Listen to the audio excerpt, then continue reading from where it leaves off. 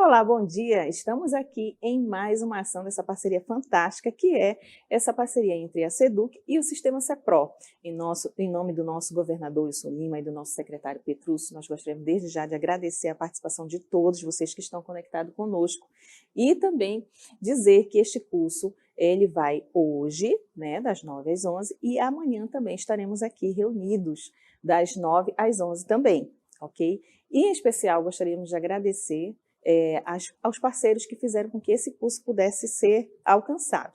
A Fazenda GNI, que nos cedeu a propriedade para fazermos aí as gravações, agradecer a toda essa equipe da SEDUC, que sempre nos recebe muito bem, agradecer toda a nossa equipe técnica do Sistema CEPRO, que está sempre ali conosco, possibilitando para que esse curso possa se tornar uma realidade.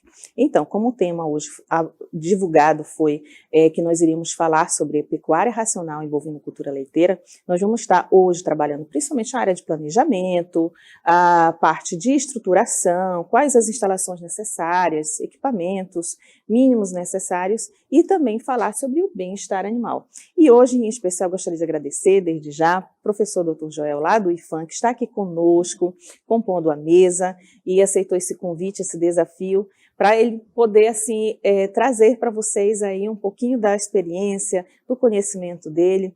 Isso mostra o quanto que nós do Sistema CEPRO temos assim estamos sempre buscando trazer o melhor, trazer incremento, trazer a tecnificação para vocês, que assim a gente sabe que às vezes é difícil chegar à informação, à tecnologia, nos mais diversos lugares do estado do Amazonas. Mas, assim, através dessa ferramenta, a gente pode estar levando esse conhecimento, estar levando essas ferramentas. Eu espero que vocês possam estar utilizando essas ferramentas da melhor maneira possível para trazer o incremento na produção, que esse é o nosso foco maior. Tecnificar a produção leiteira para que vocês possam trazer os ganhos produtivos necessários e, assim, também favorecer a melhoria da qualidade de vida de vocês. Então, como base do nosso estudo de hoje, nós vamos ter que assim, analisar a bovinocultura no aspecto socioeconômico. Por que é importante a gente trabalhar a bovinocultura de uma forma mais tecnificada? A importância da bovinocultura hoje no estado do Amazonas e até mesmo no Brasil é porque ela é geradora de emprego e renda. Né? Se a gente for contabilizar o tanto de propriedades que tem no interior do estado e que proporcionam a possibilidade de empregabilidade, é muito grande. Por que é importante a gente trabalhar a empregabilidade, geração de emprego no campo? Porque evita-se o êxodo rural, fortalece o setor primário também, né? E também tem a questão da ocupação social, porque o ócio ele não é legal. Tantos jovens por aí que precisam de ter uma ocupação. E a bovinocultura ela é uma opção de você gerar essa ocupação aí para o setor primário, né? Para a sociedade no campo. Então, quando eu falo também da questão de mão de obra, da possibilidade da bovinocultura trabalhar a empregabilidade no campo, eu estou também falando sobre a questão de você ter uma mão, não é só ter uma mão de obra, mas ter uma mão de obra qualificada. A gente que trabalha no campo, que está sempre ali em contato com os produtores, a gente sempre escuta aí os produtores comentando, né, assim, a dificuldade, às vezes, de você ter uma mão de obra qualificada para trabalhar na atividade. Por quê? A bovinocultura é uma atividade que ela vai nos 365 dias do ano, ou seja, de domingo a domingo, de segunda a segunda, tem sempre atividade a ser desenvolvida. Não posso deixar de estar ordenhando, não posso deixar de manejar meu rebanho. Então, essa é uma atividade que ela, de certa forma, é cansativa, a gente não está aqui para vender sonhos. Então, é uma atividade que tem muitas particularidades, que tem um trabalho árduo durante o ano inteiro. Então, a tecnificação da mão de obra ela é importante, porque vai fazer com que eu possa otimizar a minha produção e ela não seja assim tão cansativa e onerosa.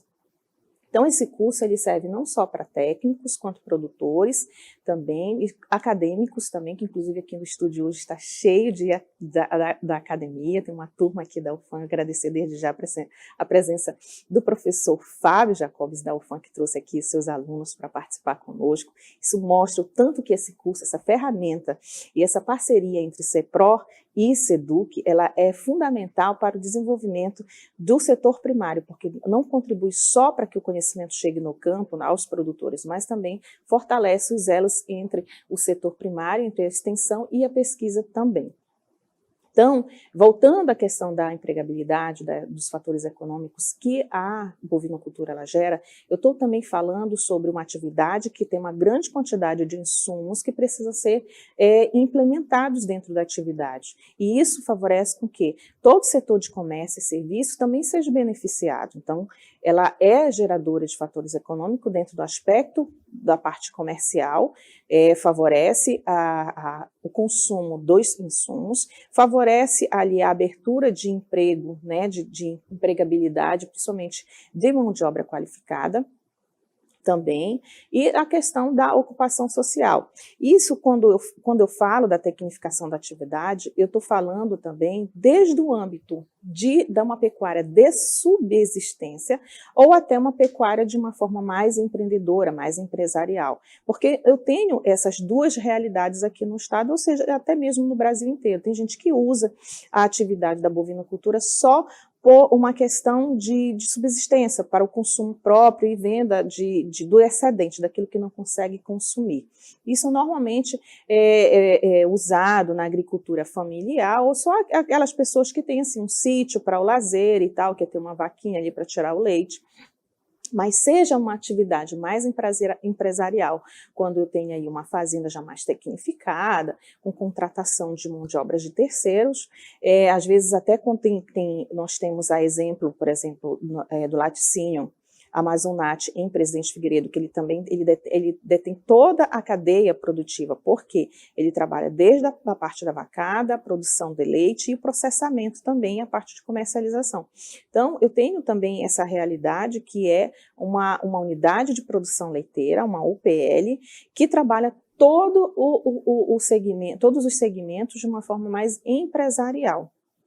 Então, seja em qualquer âmbito, seja em qualquer segmento, trabalhar as ferramentas é fundamental, porque de qualquer forma, o que a gente está trabalhando é alimento.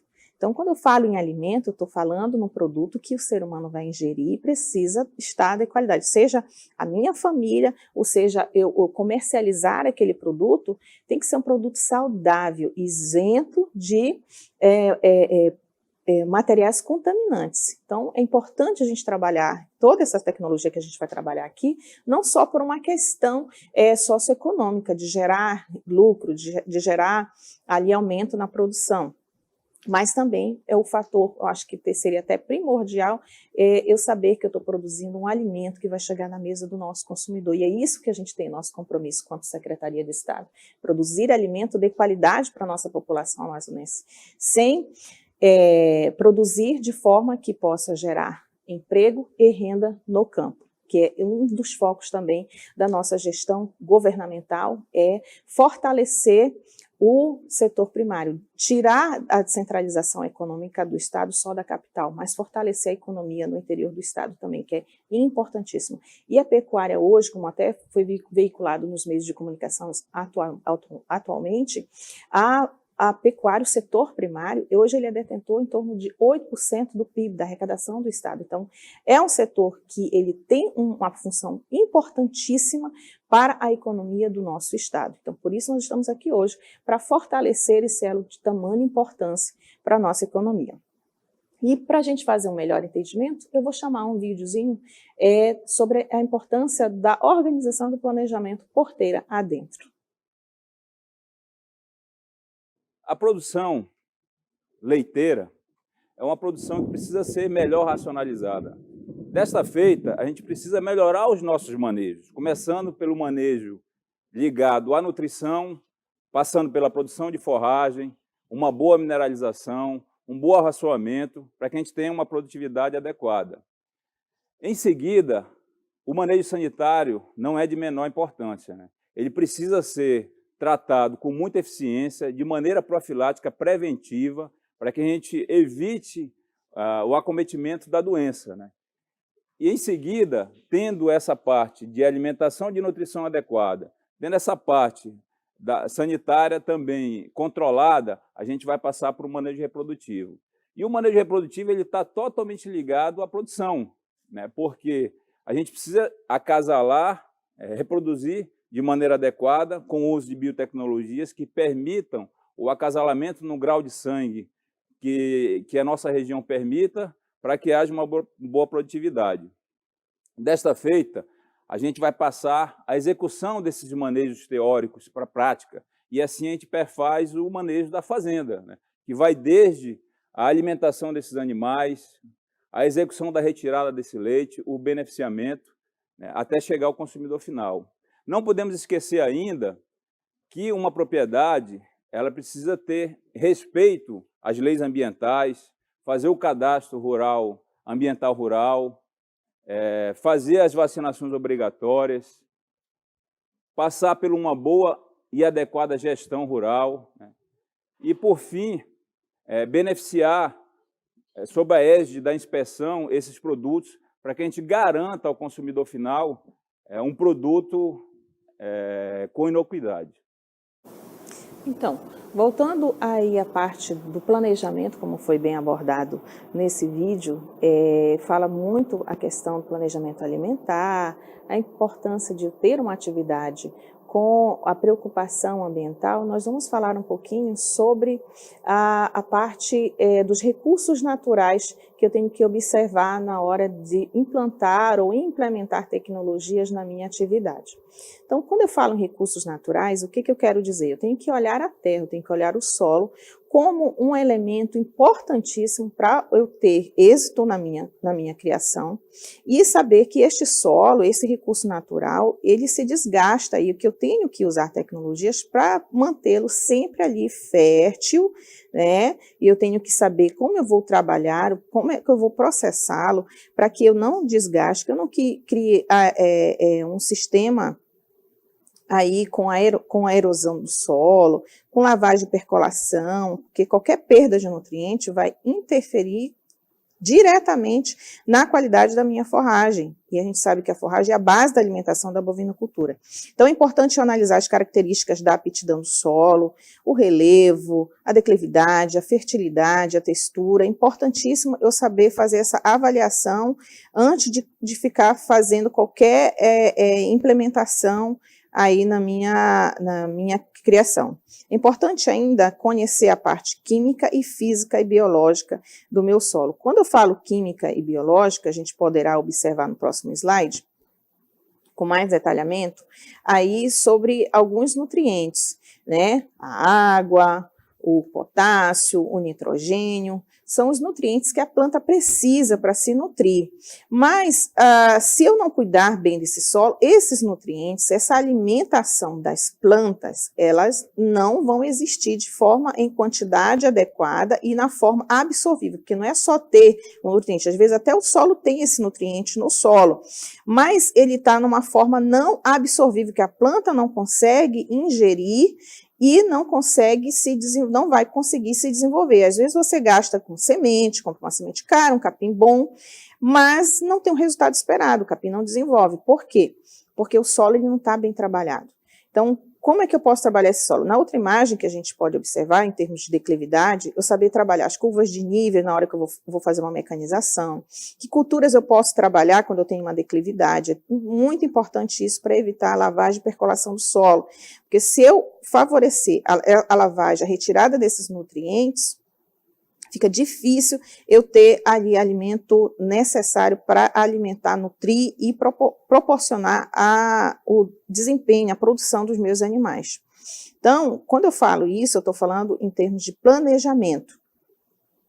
Então, essa parte de eu conhecer a minha propriedade, saber ali o que eu tenho em mãos, o tipo de solo que eu tenho, fazer a coleta direitinho, analisar esse solo. Quando eu falo análise, não basta só fazer a análise química, eu também tenho que fazer análise física para conhecer que tipo de solo, umidade, a densidade, a porosidade, tudo isso são fatores que é importante eu saber e conhecer do meu solo. Tá? Porque às vezes acontece o quê? Você faz uma análise e analisa aí, sabe só o pH, a quantidade de nutrientes que está em baixa concentração, aí você joga o adubo, mas se esse solo não tiver, se você não conhecer a qualidade física desse solo, o que acontece? O solo, ele poderá assim, você joga o adubo, mas ele não poderá estar assim, favorável para disponibilizar esse nutriente para a planta. Tá? Então, quando eu falo também em coleta de solo, eu tenho que saber que as coletas ela tem que ter o máximo de amostragem possível, eu tenho que conhecer as faixas de solo. Se eu tiver dentro de uma mesma área, uma faixa de solo argilosa e outra arenosa, eu vou ter que ter duas amostragens, uma para o solo arenoso, outra para o solo argiloso. Não adianta misturar tipo de solo para tirar uma amostragem só. Então, nós temos hoje disponível no mercado aqui do Amazonas, a UFAM, ela faz esse trabalho de análise de solo, com 30 dias está disponível. Quem quiser depois pode entrar em contato com a gente para a gente disponibilizar como que vocês poderão proceder para fazer essa coleta e mandar o material para o laboratório, que é importantíssimo, é uma ferramenta importantíssima antes de você fazer qualquer atividade no seu solo, fazer a análise e entender como é a característica do seu solo. E isso faz parte o quê? Do planejamento. Quando eu falo em planejamento, eu tenho que saber que a produção do leite pode ser lucrativa, desde que o negócio seja conduzido com planejamento, tecnologia, foco e objetivos claros, né? Então, quando eu falo em objetivo, eu estou falando o quê? Que é uma atividade onde eu vou ter vários subprodutos. Então, dentro do meu planejamento, eu tenho que saber, eu trabalho com bovinocultura leiteira, mas o que eu vou fazer nessa bovinocultura leiteira? Qual o meu objetivo na atividade? Eu vou produzir só o leite? Eu vou produzir os derivados? Dos derivados, o que eu vou produzir desses derivados? Do leite eu aproveito tudo. Eu vou produzir queijo, eu vou produzir manteiga, eu vou produzir doce. Então, eu tenho que traçar esse planejamento, esse objetivo. Eu vou trabalhar só com comercialização de leite? Como é que eu vou conseguir escoar essa produção? Eu tenho um laticínio próximo que possa comprar? Durante o ano inteiro, o ramal, a vicinal, ela está acessível para que eu possa escoar essa produção? Será que, de repente, quebra uma ponte e aí eu não consiga escoar todo dia? Então, eu vou ter que ter outras tecnologias para fazer essa armazenagem do leite. O que eu posso ter em mãos? Quais as tecnologias disponíveis para fazer essa armazenagem do leite? Em quanto tempo eu posso manter esse leite armazenado até que ele chegue lá no laticínio? Então, são perguntas, questionamentos que eu tenho que fazer para eu ter esse planejamento de forma assim bem elaborada, porque qualquer falha na produção, né, faltou energia, você pode perder toda a sua produção no dia. Faltou energia, o carro quebrou, não pôde ir buscar, né, e tudo isso eu tenho que ter em mãos para evitar surpresas, porque senão às vezes eu tenho um dia de trabalho, coleto o leite, mas aí o leite estraga por algum motivo que eu não consegui controlar todos os fatores de risco e eu não fiz o planejamento adequado. Então, quando eu falo principalmente de Amazônia, que tem épocas do ano que chove demais, e aí a gente fica com os ramais, às vezes, prejudicado. Então, é importantíssimo eu fazer essa análise também da logística do meu produto. Então, se o meu foco é leite, eu tenho que ter alguma estrutura para fazer essa armazenagem do leite. Não, mas eu vou fazer o processamento. Então, vou ter que fazer, como é que eu preciso para fazer o processamento? Quais os produtos que eu vou trabalhar? Então, isso aqui também a gente vai estar abordando na aula de amanhã, toda a parte da legalização da atividade, quais os equipamentos, a instalação mínima necessária, isso tudo a gente vai estar abordando. Então, já deixo o convite, não percam a aula de amanhã, que vai ter muita coisa boa também para ser abordada. E um outro fator importante dentro da minha atividade, não só o planejamento, mas eu também tenho que saber gerenciar. Né? Então, se eu faço um planejamento onde eu vou delinear todas as atividades, todas as tecnologias que eu vou implantar, eu também tenho que saber que eu tenho que saber gerenciar todas essas atividades. Né? Para isso, eu tenho que contar o quê? Com o operacional. Então, o gerenciamento ele está relacionado diretamente com a parte de recursos humanos, né, pessoas, enquanto que o planejamento está relacionado ao processo produtivo da minha UPL, da minha unidade de processamento de leite. E para isso a gente vai olhar um videozinho para trabalhar um pouquinho e entender melhor essa questão do planejamento. Na atividade leiteira, o manejo do dia a dia da propriedade se inicia muito cedo e vai ao longo de todo o dia, né, com todos os serviços ligados a pelo menos os 3 manejos, né, sanitário, nutritivo e reprodutivo. Então, logo pela madrugada se inicia a primeira ordenha, passando pela limpeza de equipamento, em seguida disponibilizar alimento para esses animais. Logo pela parte da tarde se faz ainda a segunda ordenha, né, e se prepara mais uma alimentação para esses animais em lactação, para que logo cedo, no dia seguinte, se feche esse ciclo com uma nova ordenha. Então, em se tratando de manejo da propriedade rural, é a execução de todos os trabalhos do dia a dia de maneira eficiente para dar viabilidade no melhor usufruto de todos os funcionários na execução dos serviços. Então, como a gente pôde observar no vídeo, é uma atividade que ela começa bem cedinho, né, no cantar do galo. Então, essa parte do gerenciamento, na qual a gente já viu, que depende muito da parte operacional, ou seja, mão de obra qualificada. Volto a atenção de vocês novamente para a parte da qualificação da mão de obra. É importantíssimo. Então, quando eu falo em gerenciamento operacional, o que eu posso fazer desse entendimento, do gerenciamento operacional? Eu tenho que saber que eu tenho que analisar como eu vou produzir, quanto que eu vou produzir. Quando eu falo em quanto, eu estou falando relacionado à questão mercadológica, né? Que mercado que eu vou trabalhar, quanto que esse mercado vai absorver, que tipo de material esse mercado está apto a absorver. Então, é importante fazer esse estudo de mercado dentro do meu gerenciamento. Então, pegar ali quem que vai fazer a parte gerencial da atividade, é importantíssimo fazer esse planejamento de levantamento de mercado. Dentro da parte de gerenciamento operacional, o que nós vamos ter ainda? Controle da produção. A parte do controle da produção, nós vamos ter, assim, essencialmente, é importante fazer o acompanhamento da atividade através das anotações. Então, tem sempre o caderninho com a anotação, uma planilha, de forma que possibilite a avaliação e eventuais ajustes. Eu tenho que saber a quantidade produzida em termos de... Eu vou usar parte desse produto para consumo próprio, eu vou usar para fazer a parte de degustação para o meu mercado consumidor. Então, quanto que isso vai representar de perdas? Porque se eu uso para o meu consumo ali o leite ou o queijo ou o iogurte, e eu uso também para fazer a degustação, para ganhar os meus clientes, quanto que essa perda, quanto que ela vai representar aí na minha economia? Quanto que eu posso tirar da minha produção para esse consumo próprio, para esse mercado que eu estou buscando? Isso tudo eu tenho que analisar as eventuais perdas para saber se essas perdas, o quanto que elas representam aí na minha economia e quanto que eu vou ter que produzir a mais, qual é o que a gente chama de ponto de nivelamento. O mínimo necessário que eu tenho que produzir para custear todo o custo, né, para bancar todo o custo operacional da propriedade e também essas eventuais perdas.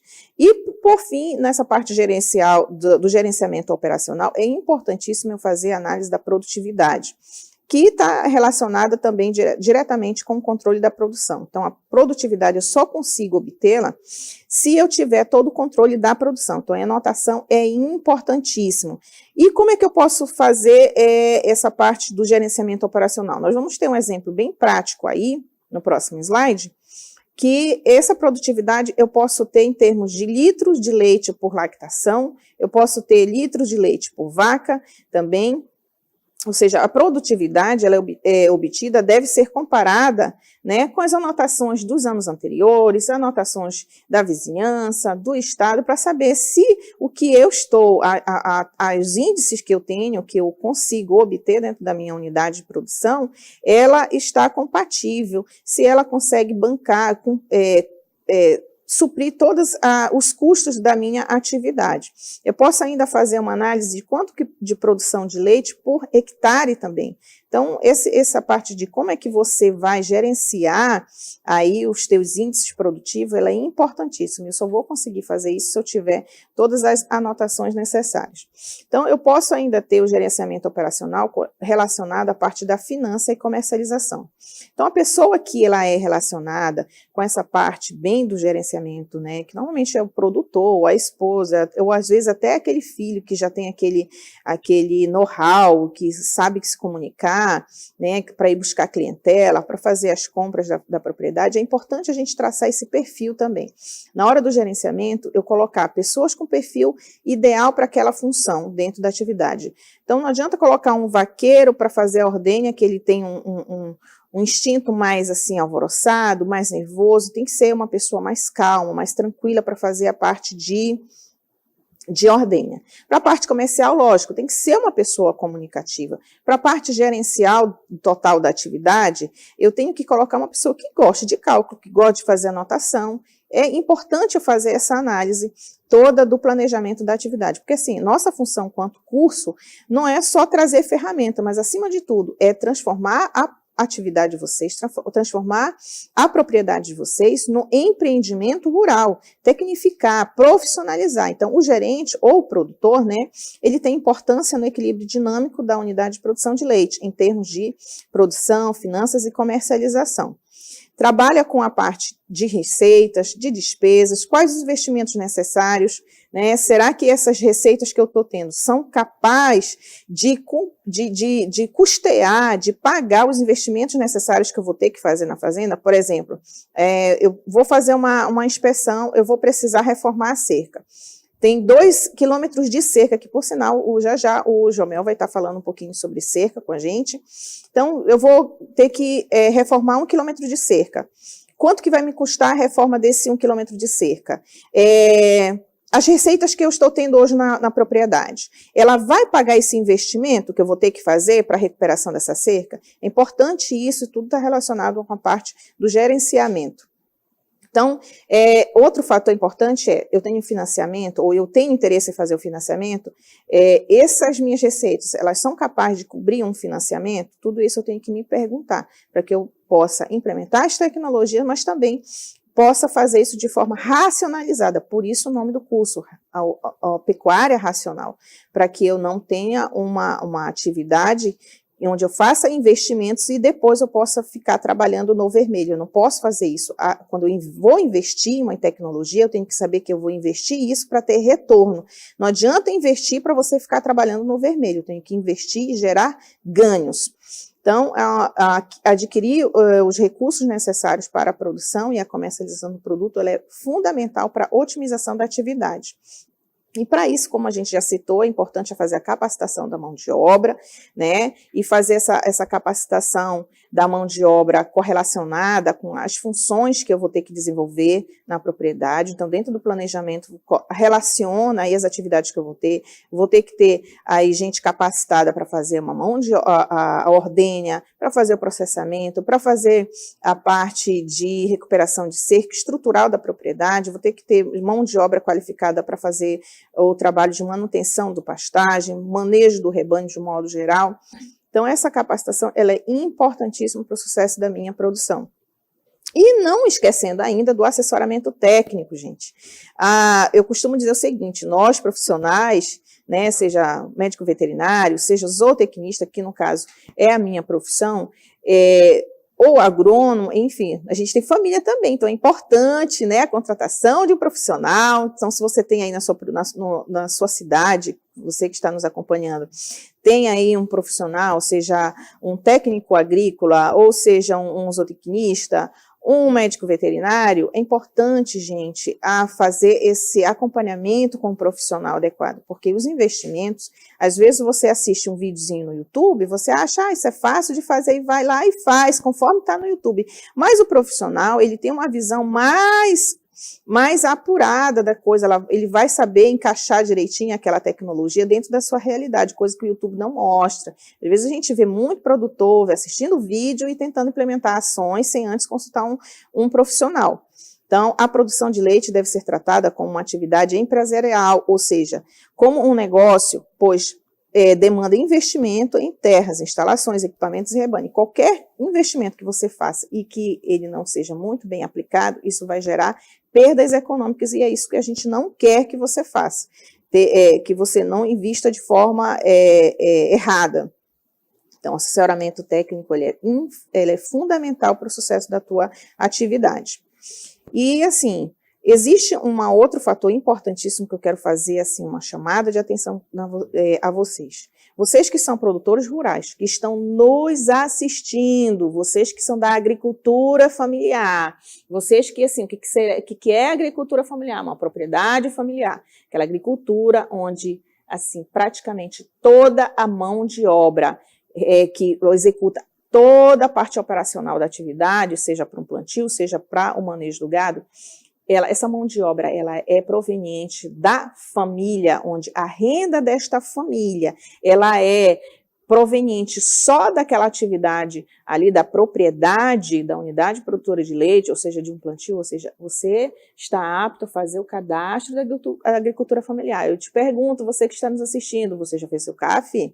Né? Todo mundo está cobrando CAR, faz muito tempo falando em CAR, o CAR já venceu, já renovaram o processo do CAR, mas outra pergunta que eu vou fazer ainda para vocês, o CAR de vocês está legal? Não deu nenhuma pendência, algum problema, assim, tipo uma sobreposição? Por que eu pergunto isso?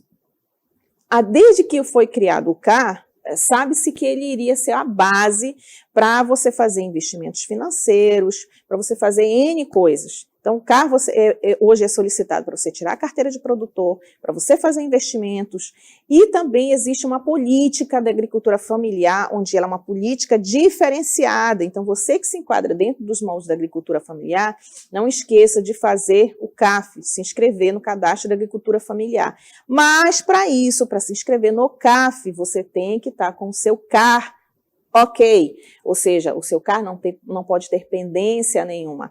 Não é só simplesmente pegar o CAR, como é uma ação autodeclaratória, não é simplesmente pegar os dados, preencher no Siscar, que é a plataforma de você fazer o cadastro ambiental rural, não é só lançar os dados lá no Siscar, mas você tem que saber se não houve problema, porque assim, eu estou fazendo, me autodeclarando aqui na minha unidade produtora, utilizando um equipamento que ele não é 100% preciso, ele tem falhas. Então, pode ser que dentro desse processo onde eu vou pontuar, georreferenciar a minha atividade, possa dar uma sobreposição, que o meu vizinho fez o CAR também, e deu conflito de fronteira, ou seja, a minha área invadiu a dele e a dele invadiu a minha, sobrepôs. E isso gera uma pendência. Aí você está lá muito relaxado, não, fiz o CAR, lancei no sistema, lá o SICAR está ok. Mas você não foi olhar se realmente na hora de processar o dado, junto com o da vizinhança, se não ocorreu algum tipo de problema. Aí quando você vai cadastrar, fazer uma licença ambiental, na hora que você vai cadastrar no CAF, você vai ter uma surpresa, porque você vai ver que o seu CAR está com algum tipo de pendência. Então, é importante eu chamar a atenção de vocês para isso. Dão uma olhadinha no CAR de vocês, se está ok, se não tem pendência. Se você se enquadra aos moldes da agricultura familiar, faz o CAF, se inscreve, porque tem muitas vantagens. Qual a vantagem maior? Cadastro da agricultura familiar, e você fica isento das licenças ambientais, né? Você apenas faz a LAU, que é a licença ambiental única. Então, é importantíssimo, tem muita vantagem.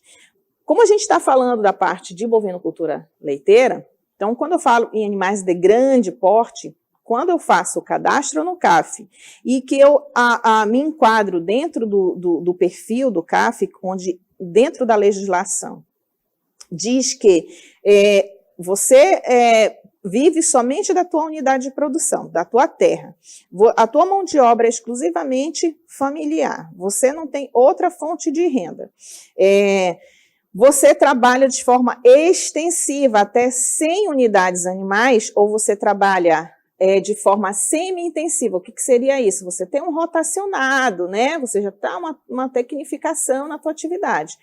E você tendo até 190 unidades animais, você poderá se fazer seu cadastro no CAF e ficar isento, desobrigado do licenciamento ambiental da sua atividade. É um procedimento mais simples que você pode fazer direto na plataforma do IPAAM e é muito mais rápido de você também obter. E é importante a gente trabalhar dentro da legalidade. A licença ela é importantíssima.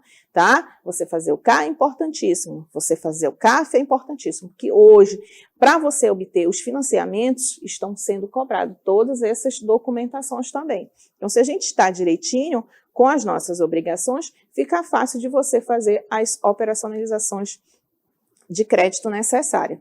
Então, nós vamos ter ainda, sobre essa questão da agricultura familiar, é um imóvel rural que direta e pessoalmente explorado pelo agricultor e sua família, lhes absorva toda a força de trabalho, garantindo-lhes a subsistência e o progresso social e econômico. No próximo slide, a gente vai poder observar, eu coloquei aqui uma tela para vocês, eu printei do site do IPAAN, aí o modelo de cadastro do CAF, onde você tem lá, você pode baixar no site do IPAAN, também, você pode baixar todos esses formulários para dar entrada lá no IPAAN, no CAF, Cadastro de Agricultura Familiar, tá? Aí tem sempre uma perguntinha, todo empreendimento agropecuário deve ter licença ambiental? Se ele for danoso ao meio ambiente, né?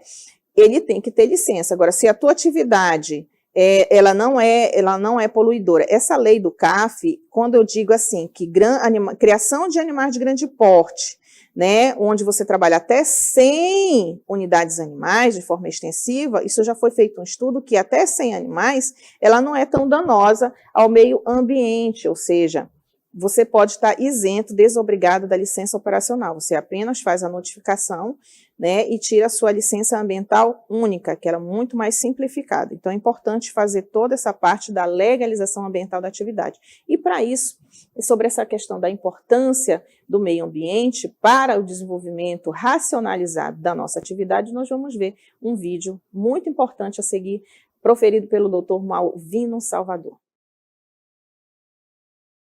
As questões relativas à conservação ambiental estão cada vez mais evidentes em função de alterações climáticas, uma série de consequências em função das degradações ambientais ao longo do mundo.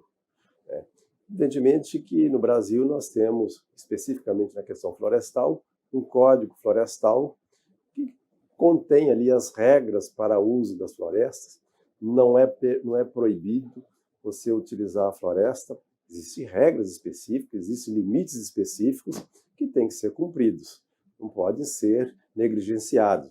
Existe a questão, por exemplo, muito em voga, que são as áreas de preservação permanente, que devem ser mantidas por ocasião da remoção de cobertura vegetal, porque elas têm uma função ecológica extremamente importante, mas isso não pode ser negligenciado. O foco principal nosso é produzir com sustentabilidade. Nós darmos mais eficiência no nosso processo produtivo para que a gente possa, em uma mesma área, conseguir uma produtividade maior. Isso é possível, a pesquisa tem mostrado, vários agricultores, vários produtores têm seguido essas orientações e têm expandido consideravelmente a sua produção sem a necessidade de conversão de novas áreas de floresta. Então, isso é extremamente importante que os agricultores comecem a observar esses pré-requisitos, na necessidade, havendo a necessidade de uma remoção de cobertura, que ele não faça espontaneamente, sem solicitar uma autorização, embora seja permitido, há regras para isso, é preciso ser verificado, para que ele possa, portanto, conduzir a sua atividade seguindo todas as exigências legais existentes, principalmente na questão florestal, que é um patrimônio extremamente importante, patrimônio que está aí, ele não é para ser dilapidado, é para ser conservado e utilizado com responsabilidade. Aos agricultores, aos produtores rurais, evidentemente, para se fazer produção agrícola, nós precisamos fazer conversão de áreas de floresta em áreas produtivas. Mas nós temos que ter responsabilidade nessa hora para utilizar, volto a frisar, utilizar devidamente essas áreas para elas não se degradem, não se depauperem, não se tornem produtivas, obrigando o agricultor a passar para as novas áreas, fazer novos desmatamentos. O foco, volto, insisto, é usar com sabedoria, com intensidade maior, aplicando tecnologias disponíveis para que a gente possa produzir, aumentar a nossa produção, e nesse aspecto, nós temos condições de duplicar, triplicar, quadruplicar a nossa produção nas mesmas áreas que já foram alteradas, muitas delas hoje lapidadas, muitas delas hoje necessitando de restauração para que elas possam atingir níveis de produtividade elevados. Volto a insistir mais uma vez, a tecnologia existe, ela está aí disponível, né? A pesquisa tem mostrado, e vários exemplos de agricultores nós temos no nosso estado mostrando esse caminho. É o caminho de aumentar a nossa produção consideravelmente sem a necessidade de fazer novos desmatamentos. Um ponto importante é você usar as suas áreas em função das características particulares delas. Cada área tem uma apropriação devida. Quer dizer, áreas montanhosas, áreas arenosas, enfim, tem várias características e cada um pode ter uma finalidade diferente, deve ter uma finalidade diferente. Tem áreas que são extremamente favoráveis a gente mecanizar, fazer produção agrícola, intensificar a produção. Há outras áreas que, evidentemente, são impróprias para isso. Às vezes foram até desmatadas, já estão lá degradadas, de repente vamos fazer a recuperação delas, por exemplo, com plantios florestais que serão fonte de renda também, cultivos florestais que são fonte de renda também para o proprietário, com o uso mais adequado dessa área em função dessas características. Uma outra questão importante é a questão da regularização ambiental para acesso às políticas públicas. Quer dizer, hoje nós temos, exemplo, nós temos o nosso cadastro ambiental rural. Ele foi prorrogado até maio do ano que vem. As pessoas que não fizerem, os proprietários que não fizerem, evidentemente, perderão acesso a várias políticas públicas, inclusive crédito rural. Alguns bancos já estão exigindo isso. Então, ele é obrigatório. Evidentemente que na realização desse cadastro ambiental rural, aqueles que não têm nenhum passivo, nenhum débito ambiental, é meramente fazer o cadastro, a adesão ao cadastro e aguardar que o órgão ambiental, após a análise, evidentemente, encerre o procedimento. Se houver algum passivo ambiental, há um débito de área de preservação permanente, por exemplo, que foi degradada, que precisa ser restaurada, também há um prazo extremamente longo para isso. As coisas não precisam ser feitas imediatamente. Elas têm um cronograma que você apresenta e pode ser cumprido. A mesma coisa diz respeito à reserva legal. Em muitas situações, inclusive na elaboração desse CAR, vai se perceber: ah, não, eu nem devo reserva legal, embora eu tenha desmatado mais de que 20%. Então, tem essas situações. Então, é fazer o CAR para cumprir a legislação. Mesmo a reserva legal, se houver débito, também existe um prazo relativamente longo, e aí elas podem ser feitas com sistemas agroflorestais, onde ele vai ter receita nessa reserva legal que ele recompôs, né? Enfim, existem vários mecanismos que facilitam você se ajustar à legislação ambiental e obter renda, inclusive nesse ajuste, né? Com o uso devido, seja um sistema agroflorestal, como eu estou dizendo, às vezes, né, em algumas situações você pode entrar com o sistema água silvopastoril, né? Então, existe a legislação ficou mais flexível do que era no passado com o novo Código Florestal. Então, acho que as pessoas devem atentar para isso. O prazo vai vencer em maio do ano que vem. Vamos tentar fazer o cadastro ambiental rural. Ele é declaratório nesse momento, a pessoa vai aderir ao CAR, fazer a declaração da sua situação, do seu imóvel, como ele se encontra, né? Ele vai dizer que meu imóvel tem X hectares, eu desmatei tanto, tem tanto assim, tanto assado. É como se fosse a planta visual, meu imóvel é assim, assado. E na análise do IPAAN, do órgão ambiental, ele vai dizer, né, vai chegar à conclusão se há algum passivo ou não há passivo, e você terá então aí um prazo para poder recuperar esse passivo. Mas uma grande parcela dos nossos produtores, inclusive, não tem passivo nenhum, basta aderir ao CAR e mais nada, que eles já estariam cumprindo essa obrigação legal e, portanto, poderão acessar as políticas públicas que serão cada vez mais restritivas para quem não estiver numa situação de ilegalidade. Então, gente, vocês viram no vídeo o tanto que é importante estar dentro da legalidade ambiental.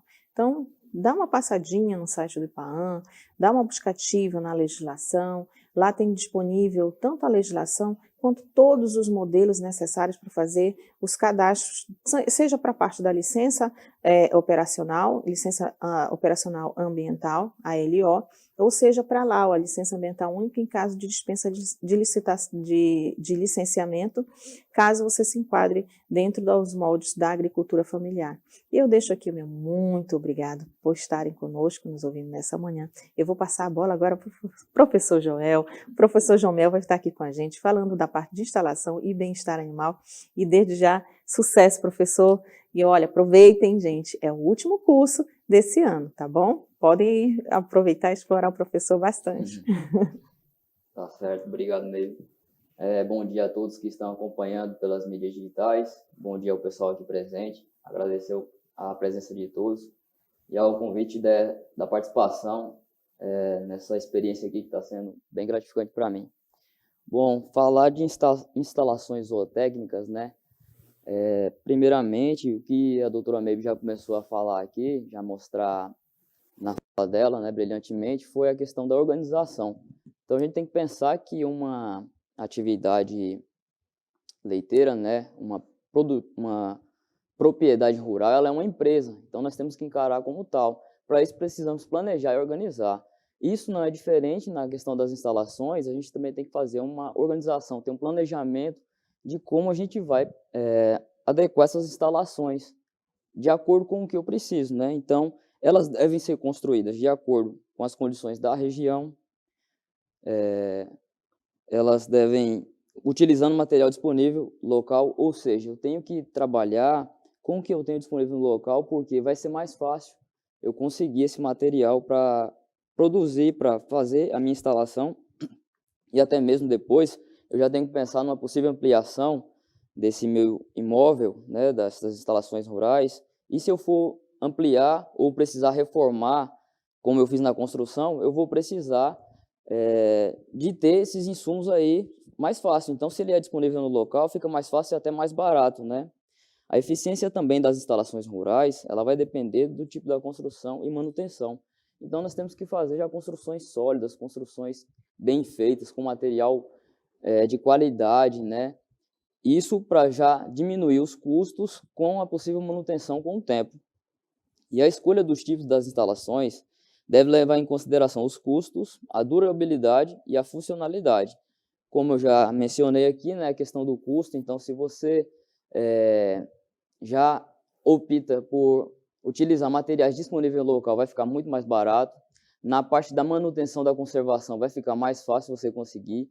E aqui, a última palavra que diz é a funcionalidade. Funcionalidade, pessoal, então, é o nosso principal objetivo na construção das instalações, porque não precisa ser bonita, ou, na verdade, não adianta ser bonita, ela tem que ser funcional. Ela tem que funcionar, ela tem que atingir o objetivo da instalação.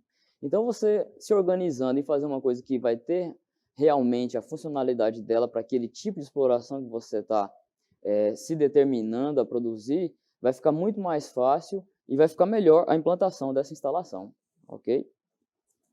Então, as instalações, né, vão depender da localização das instalações, depende também do tipo do manejo do gado, né?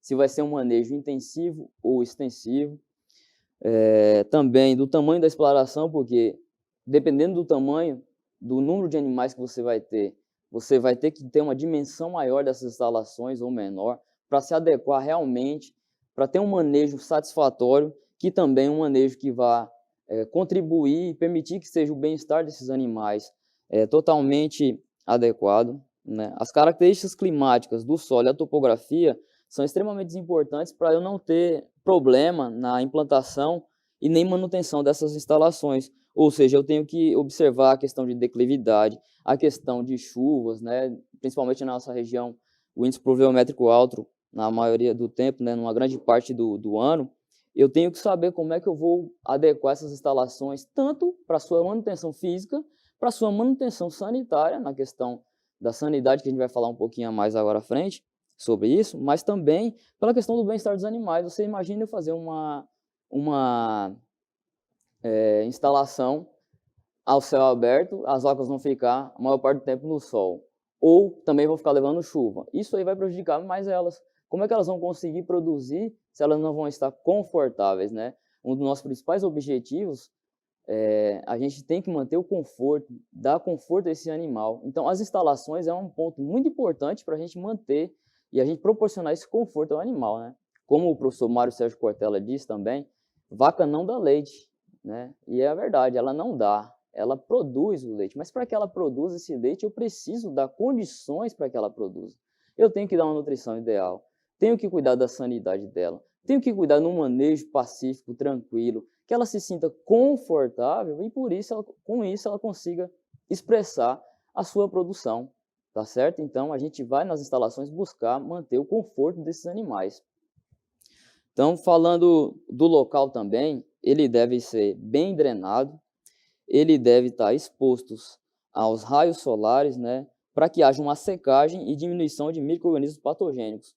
Ou seja, todas as instalações do curral, né, o estábulo propriamente dito, ele tem que receber sol, porque o sol ele é um desinfetante natural. Ele é um agente que vai diminuir a proliferação de micro-organismos, né, nesse local, vai diminuir o encharcamento desse local, vai ajudar na drenagem desse solo, ele vai ajudar a deixar seco. E quando o ambiente ele está seco, ele está menos propício a ter acúmulo de micro-organismos que podem causar doenças, tanto afecções podais, problemas de casto nas vacas, afecções da glândula mamária, como as mastites.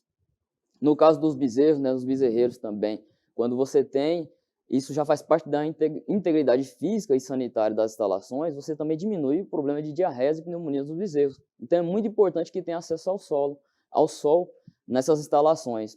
No caso do estábulo, que a gente tem que ter em mente também que o estábulo é um local onde vai ser manejo. Os animais só vão vir para manejar e vão sair. Vão passar um tempo ali, mas não vai ser o tempo todo confinado ou preso dentro desse estabelecimento.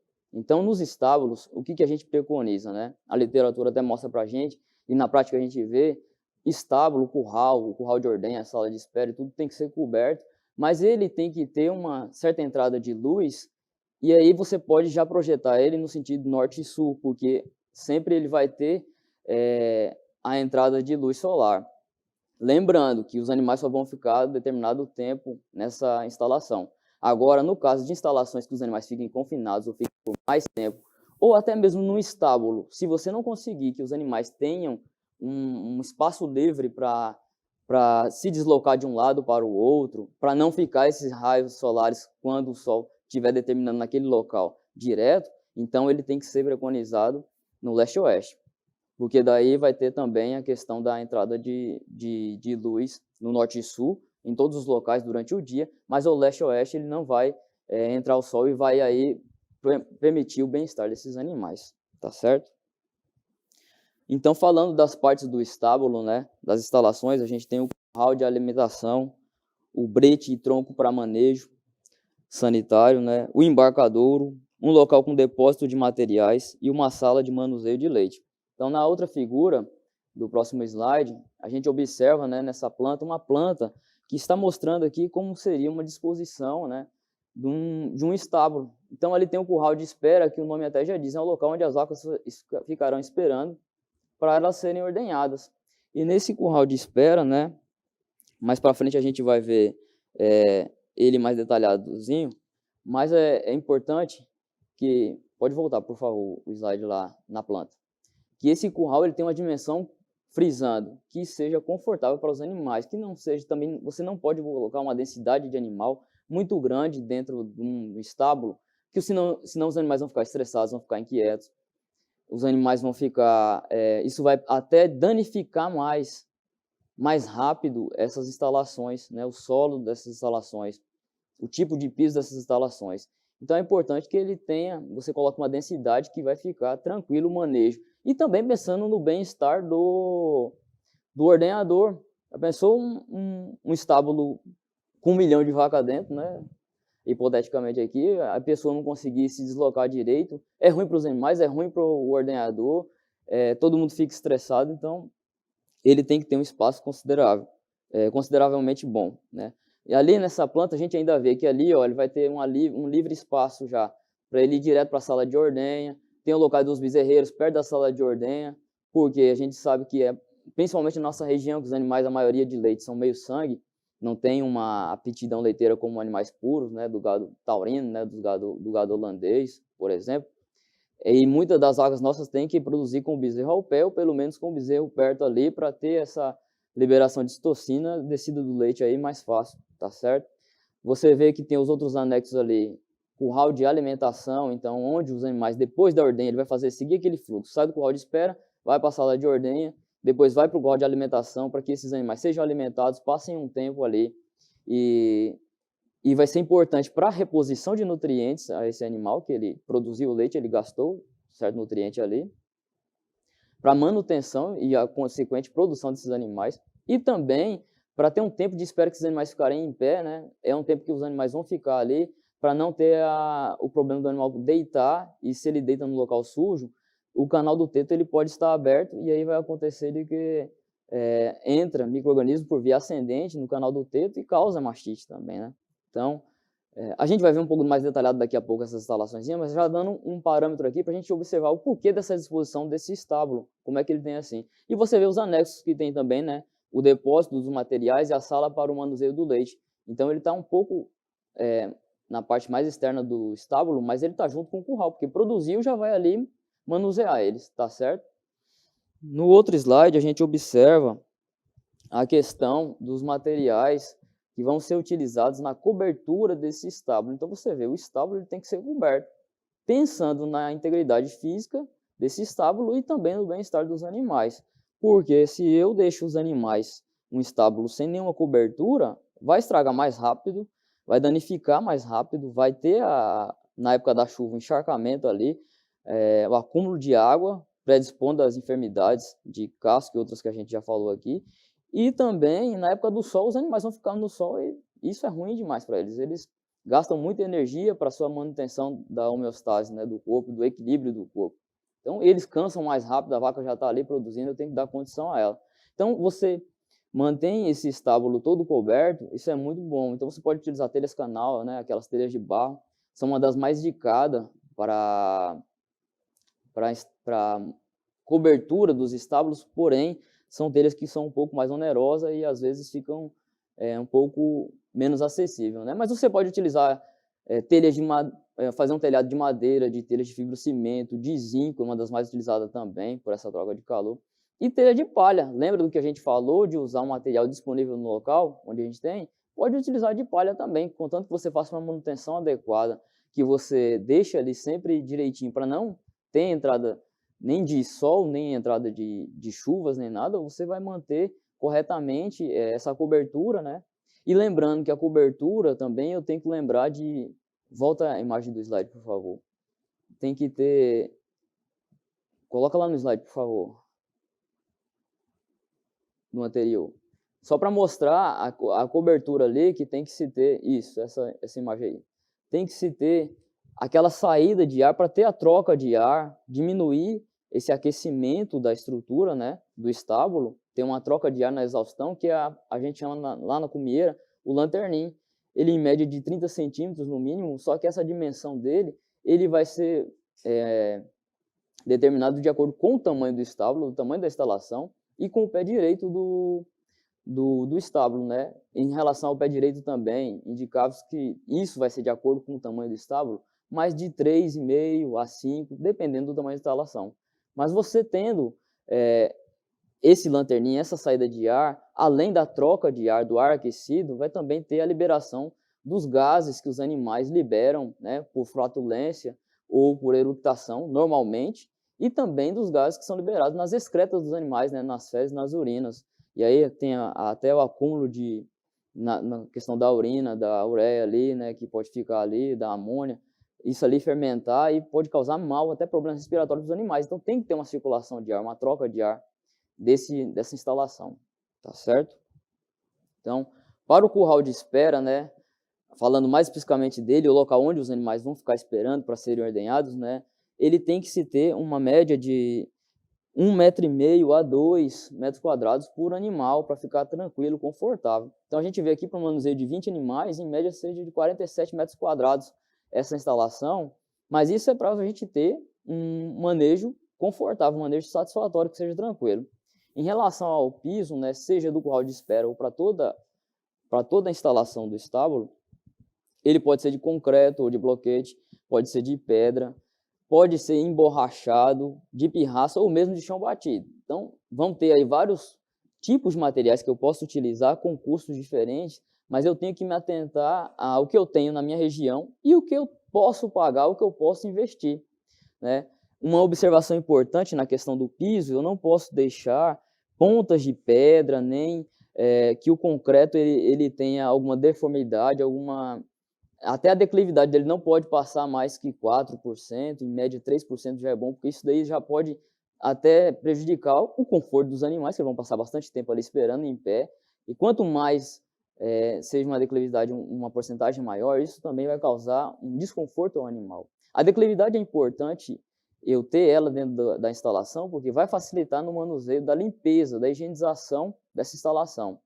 Mas eu não posso fazer uma declividade muito alta, porque senão vai causar um desconforto, pode até causar problemas de aprumo, problemas de casco no animal, tá certo? Lembrar que na sala de espera, né, os animais vão estar ali tranquilo. O emborrachado, como a gente falou, é um piso muito bom, que atinge completamente o bem-estar desses animais, porque os animais vão ficar confortáveis. Você imagina uma vaca de 800 quilos passar o dia inteiro em pé ali, e ela tem 4 apoios, né, nos cascos, mas é muito peso. E se for um chão muito duro, que tiver irregularidade, que tiver algumas pontas, tudo isso vai predispor a machucar esse casco, né, a dar lesões, e isso vai ser ruim para o seu animal. Então você tem que dar o conforto. Ele é um pouco mais caro, mas o custo-benefício dele em relação ao conforto, pessoal, ele é pagável, né? Então a gente tem que pensar que a instalação, se eu for investir nela, não é gastar, eu estou investindo, porque eu investi na instalação, na manutenção dela, né, nela continuar sendo produtiva, sendo viável, os animais vão produzir melhor, vão produzir mais, e eles produzindo mais, consequentemente, a matemática vai gerar mais dinheiro, vai gerar mais renda para o produtor, tá certo? Continuando, a gente observa, então, na sala de ordenha, né, o tamanho dessa sala de ordenha, como a gente falou, tem que saber para saber a dimensão, depende do número de animais que eu vou ter para ordenhar em cada grupo, né? Seja ordenha manual ou mecânica, eu vou ter que ter já uma organização de rotina. A cada grupo de entrada vai entrar 4, 5, 6 vacas, como é que vai ser? Então, só para a gente observar aqui, né? A sala de ordenha também ela tem que ser construída numa posição que os animais ficam num sentido único para ter aquele fluxo. Saiu da sala de espera, vai para a sala de ordenha, depois vai para a sala de alimentação ou curral de alimentação. Esse fluxo contínuo ele vai seguindo e com espaço também médio de 1,5 metro por vaca com bezerro ao pé. Isso aí ela vai ficar tranquilo, você vai ter um manejo tranquilo, os animais não vão se estressar uns com os outros e também vai ficar um espaço bom do ordenador trabalhar, tá certo? Como a gente observa, num grupo de 4 animais, mais ou menos, uma sala de 24 metros quadrados é o suficiente, ela fica tranquila para ter um manejo bem dimensionado, um manejo bem organizado, né? Como nas outras instalações que a gente já falou, o piso de concreto, bloquete, ou você pode utilizar um piso emborrachado, contanto que esse piso ele seja bem feito, bem organizado, com o declive, né, que a gente já falou também, de 2 a 4%, porque ali você vai fazer a higienização correta. Lembre-se, pessoal, a sala de ordenha, ela é um local que você está produzindo alimento. Então, onde é que eu produzo alimento na minha casa? É na cozinha, né? Se eu produzo alimento na cozinha, a cozinha ela tem que ser limpa. Então, a sala de ordenha também ela tem que ser o mais limpa possível. Por isso que a disposição como eu instalo ela tem que favorecer essa limpeza, ela tem que favorecer essa higienização, porque vai predispor a manutenção tanto dessas instalações e a manutenção sanitária desse local e, consequentemente, da saúde dos animais. Vai ficar muito mais fácil eu controlar, eu prevenir diversas enfermidades que são só de cunho de higiene, né? Principalmente, tá certo? Então, você tem que mostrar que essa ordenha, que no final de cada ordenha também, essas águas já possam ser transferidas para a sala de alimentação, nesse fluxo contínuo. E ali, na sala de alimentação, só reforçando, é o local onde os animais vão ficar em pé por mais um tempinho, né?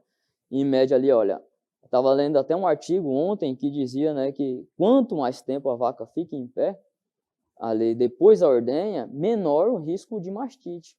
Então, pessoal, ter isso cientemente, porque não é só dar o alimento, não é só repor os nutrientes que o animal perdeu nessa produção, mas é também na questão de que acabou a ordenha, fez o pós-dipping, que é a parte do manejo de ordenha, que a gente vai falar amanhã, na aula de amanhã. Você já fez o pós-dipping, o animal já está liberado, você não libera logo ele para pastagem. Você coloca ele no curral de alimentação ali, porque a vaca, ela está trabalhando ali, ela pode estar cansada, ela vai querer deitar. Se você solta logo ela para pastagem, se tem uma lama ou um local que tenha uma sombrinha, ela vai ficar ali querer descansar um pouco. Mas você deixa ela alimentando, você até condiciona o animal que ele já sabe que acabou de ordenhar, ela já vai para ali comer e ela vai se manter em pé. Então, o cuidado é um cuidado profilático preventivo de que, se ela deixe esse canal do teto aberto, ele possa vir a ser contaminado com as sujidades do ambiente, tá certo? O próximo anexo das instalações são os bezerreiros, né? E os bezerros, eles devem também ficar num local que seja confortável para eles.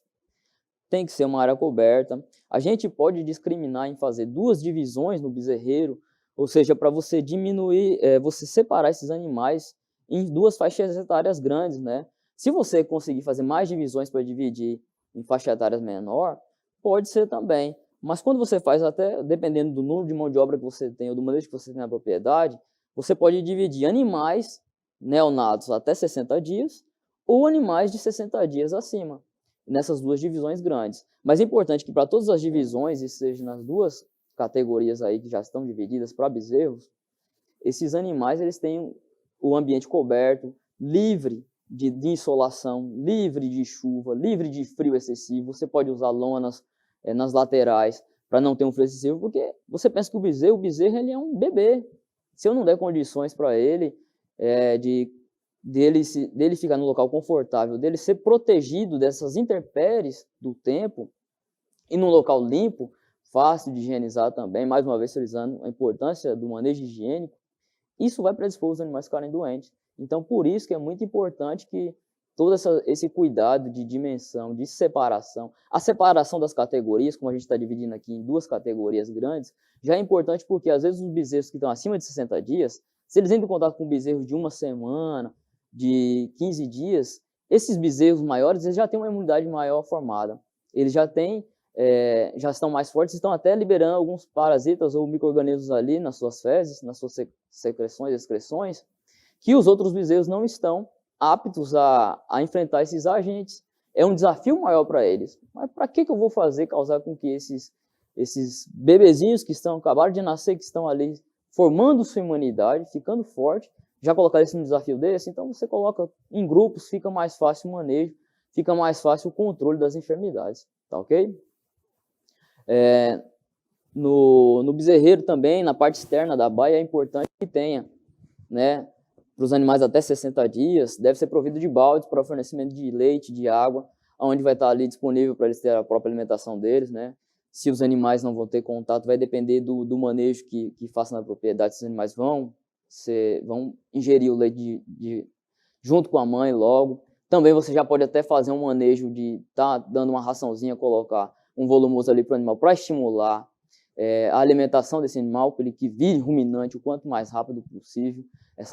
Esse aumento do rumen dele, isso vai fazer com que ele produza, seja para leite ou para corte, né? Ainda mais quando a gente produz aqui nossos animais mestiços, às vezes os machos eles são destinados a corte, né, para engorda, mas você tem que, independente se é para leite ou corte, o desenvolvimento inicial ele é muito importante para que depois, na fase produtiva dele, né, a reprodutiva também, ele tenha um desenvolvimento mais exponencial, um desenvolvimento mais expressivo. E aí a base é aqui, já nessa fase inicial, tá? Nessa outra imagem aqui a gente vê alguns exemplos de bezerreiros, né? Só mostrando aqui a importância da separação, né, dos bezerros por categorias. Você pode também fazer ao ar livre, só que ali os animais eles vão ter, cada um também ficar meio que individual. Eles têm todos um sombrite ali, uma proteção do sol para não ficar com sol excessivo neles. Tem ali uma certa entrada de sol, mas os animais vão estar protegidos. Se vir um sol para cima deles, eles conseguem se proteger. Foi aquilo que a gente falou no começo das instalações. Ela tem que ter essa entrada de luz para proteger o ambiente, ficar mais sanitizado, tá certo? Então, continuando nas instalações, o brete e o tronco para o manejo sanitário, ele vai ser uma estrutura muito importante no estábulo, porque é onde a gente vai fazer os nossos manejos com os animais, para que a gente vai conter esses animais, para que tenha uma segurança e os animais não se machuquem, nem também quem está manuseando, seja uma forma mais tranquila. Então, o brete ele deve ser localizado na parte interna do curral, tá certo? Coberto também, tanto para manutenção da integridade física dessas instalações, a parte sanitária, e fica também, você vai fazer um procedimento, um manejo com os animais, já passou você o dia inteiro ali, os animais no sol, você no sol, todo mundo fica estressado, acaba o manejo ficando deficiente, o manejo vai ficar errado, né? Ninguém gosta de trabalhar no estresse, nem os animais também gostam de ficar ali nessas condições adversas. Então, ele sendo coberto é melhor. Pode ser construído com madeira de lei ou de concreto e com um piso, como o resto das instalações, de pedra, de madeira ou de concreto, tá certo? Muitas das vezes o brete no tronco também, ele já tem a questão da balança, que a gente vai falar mais para frente ali, e ele já tem, depois do brete ali, já na parte da seringa, já saindo já no embarcadouro. Então é uma instalação já em conjunto, é uma parte que é extremamente importante. Se eu for manusear as vacas, né, precisar fazer vacinações, mesmo o animal de leite sendo um pouco mais dócil e tudo, é importante que ele esteja bem contido, para a própria segurança do animal e do examinador, do manuseador, quem seja, tá certo? Então é muito importante que tenha essa instalação na propriedade. Se eu vou fazer procedimentos de inseminação artificial, se eu não tenho um tronco de contenção e os animais já não sejam tão dóceis, isso fica mais difícil, fica mais perigoso até, né? A gente tem que pensar na segurança tanto dos animais quanto de quem está manuseando, tá certo? A largura desse brete, embaixo, né, na sua base, ela deve ser de em média 40 centímetros, e aí é um funil para baixo, né, na parte de cima ela se alarga mais, em média 1,20 m na parte superior, e ali os animais vão entrar, e nesse brete o comprimento dele, o mínimo, deve ser de que caiba 3 animais adultos, ou seja, de 4,80 metros mais ou menos. Esses 3 animais adultos, eles vão ficar numa disposição que vai ficar fácil o manejo, vai ficar até mais rápido. Você imagina se for um brete que você coloca só um animal, cada vez que você prende um animal, solta um animal, vai para lá, vai para cá, isso demora mais. Agora, quando você coloca no mínimo 3, fica mais rápido o manejo, dependendo do tipo que você for fazer, né, de manejo. Enfim, em um dos lados do brete, é importante que se tenha uma bancada, né, uma passarela superior, com média de 50 centímetros de altura, para que o operador, né, quem estiver manuseando ali, fique passando ao lado ali, fica mais fácil o manuseio desses animais, tá certo? Então, ali, até uma coisa de segurança, ele vai estar ali do lado de fora, né, não vai estar se arriscando tanto, como às vezes a gente vê em alguns manejos, a pessoa acaba entrando dentro da seringa e tudo para manusear um animal, uma situação ou outra, mas tem que ter cuidado. Gente, segurança em primeiro lugar. Eu não posso dar chance ao azar, eu não posso achar que eu trabalho com animal, eu sou bruto, eu sou nada, independente. Não só nós, médicos veterinários, ou tecnistas, agrônomos, ou técnicos, ou o produtor que está lá, que eu fui criado nesse meio e eu pego o animal na unha e derrubo. Não, ainda mais eu tenho que preservar ele, eu tenho que evitar esse tipo de manejo para não machucar, para não trazer estresse para ele, desconforto. Eu tenho que tratar ele da melhor forma possível. E o brete, eu faço, é uma forma de eu proporcionar com que esses animais fiquem tranquilos, esses animais fiquem com um manejo mais calmo, um manejo mais racional. Tá ok? Então, na imagem a gente vê aqui, ó, como é que é a disposição dele, né? Ali tem a plantinha, um desenho mostrando no esquema, né, na base um pouco menor e a parte superior mais larga, né? Os animais passam dentro desse V. É importante que esses bretes, tem muitos bretes vazados, né, feito de ripas laterais, mas é importante que ele seja todo fechado para não ter entrada de luz, isso não dispersar a atenção dos bovinos, porque esse dispersar de atenção de tudo faz com que até gere um certo estresse nele. Você vê que eu bato bastante na tecla da instalação para diminuição do estresse. E isso, o manejo fica muito melhor, mais eficiente quando você faz as instalações de uma forma que seja um manejo mais tranquilo, mais racional, né? O brete ali é localizado no meio do estábulo e coberto, e aí a sua durabilidade é muito maior, tá certo? Outro equipamento extremamente importante que vai estar junto com o brete é a balança, né? A balança ela é um equipamento indispensável para o controle do peso dos animais. Na pecuária leiteira, né, na produtividade leiteira, vai ser importante para acompanhar o desenvolvimento dessas fêmeas, para saber realmente como é que está o ganho de peso desses animais, porque a gente vai falar da entrada da puberdade dos animais, a entrada na reprodução. Determinadas raças ou cruzamentos aí, eles vão ter um peso ideal para a entrada na reprodução. Então eu vou estar acompanhando esses animais para saber realmente se eu estou precisando aumentar alguma suplementação para esses animais ou não, se está no tempo correto, se o meu manejo está sendo eficiente, ou o que está ocasionando que esses animais não estão ganhando o peso, né? Isso para as fêmeas. Para os machos também, Às vezes, na minha propriedade, eu tenho uma aptidão dupla, eu trabalho com corte com leite, eu vou estar acompanhando também o ganho de peso desses bovinos machos, tá certo? Então, a gente pode utilizar tanto balanças mecânicas quanto balanças digitais ou eletrônicas, né? As mecânicas são as mais utilizadas por causa do custo, da disponibilidade. No entanto, né, as balanças eletrônicas, elas são as que oferecem mais benefícios, né? Elas são balanças que podem ser localizadas, de preferência, na saída do brete e permite o acesso dos animais ao embarcador ou sua volta do curral. A balança eletrônica, próximo slide, por favor, ela é uma ferramenta que hoje em dia tem-se um fácil acesso, não é tão caro assim, como a gente imagina e tal, porque o seu custo-benefício ele é muito bom, isso porque ele já vem com alguns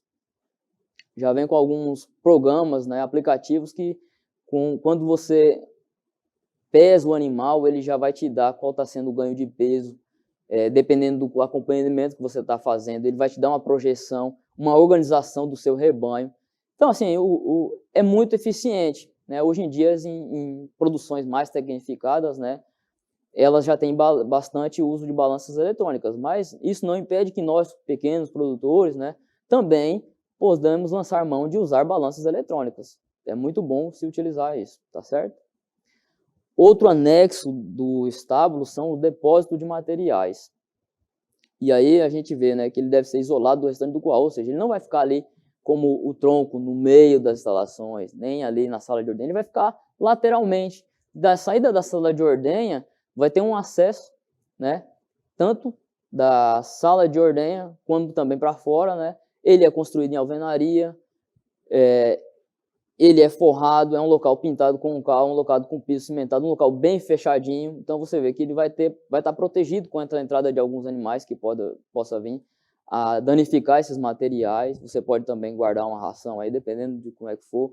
Você vai guardar os medicamentos, enfim, o que você vai utilizar na sua propriedade ali no estábulo. É importante que se tenha um local bem específico para isso, porque você fica mais organizado. Como a doutora Maybe falou anteriormente, parte do princípio da organização e do planejamento da estrutura de toda a pecuária leiteira. Então aqui na instalação não é diferente. Eu tenho que também ter um local organizado para isso, deixar as coisas organizadas. Fica muito mais fácil quando eu sei onde é que já está ali, guardado tal utensílio, do que eu for procurar em todo canto, e aí se eu deixo jogado, ele vai se danificar mais rápido, isso é mais gasto, e a gente está aqui para diminuir custos. A gente tem que trabalhar de uma forma que seja mais rentável, mais produtivo, tá certo?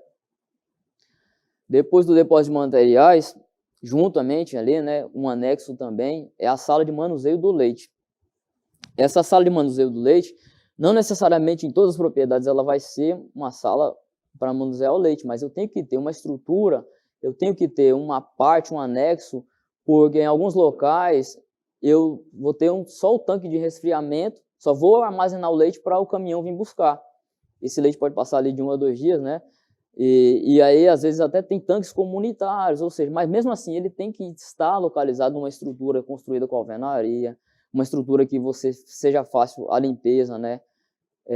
Um local que vai ser a recepção do leite. Já saiu da sala de ordenha, já vai direto para ali. Se você for mesmo fazer algum beneficiamento desse leite, então ali já vai ser a parte inicial de manuseio desse leite propriamente dito, né? Os materiais que vão ficar guardados nesse local são a balança, baldes, crivos, toalhas de papel, você utiliza ali no manejo de ordenha, os tambores de leite, né? Armário de medicamento. Então, ele também é um anexo da sala de depósito de material. E o tanque resfriador, né? O tanque de resfriamento de leite vai estar ali. Deve ser uma estrutura forrada também, que tenha uma fonte de água com balcão, com pia, para você fazer os manejos, o trabalho ali, sempre higienizando. Uma parede azulejada e um piso com lajota, você vê que é uma instalação que seja fácil a sua higienização. Você está trabalhando com o alimento, então tem que lembrar que ele tem que ser o mais fácil essa limpeza possível para esse alimento ter o mínimo de sujidade ou não ter sujidade, que é o melhor possível, né? É o melhor que a gente tem que fazer, trabalhar com inocuidade, trabalhar com a segurança dos alimentos. A gente está produzindo não só para mandar para a indústria, para passar pelos processos que vão produzir queijo, laticínio e tudo, mas a gente tem que lembrar que o leite, população e nós mesmos vamos ingerir esse leite tem que ser produzido com qualidade. Esse leite tem que ser um produto que eu tenha segurança embeber ele e também dar para o meu filho, para meu avô, para qualquer pessoa ingeri-lo com segurança. É o nosso papel, enquanto profissional das áreas agrárias, da produção de alimentos, produzir com qualidade, tá certo? Então, na imagem a gente vê aí esses anexos da sala de manuseio de leite, pode ser logo depois da sala de ordenha, ou então um local só para o tanque de resfriamento, né? Na outra imagem também tem ali, ó, dentro do estábulo, ali, já na parte mais externa do estábulo, na verdade um anexo do estábulo, tá certo? E agora, saindo um pouco dos estábulos, falando um pouco de cercas, né?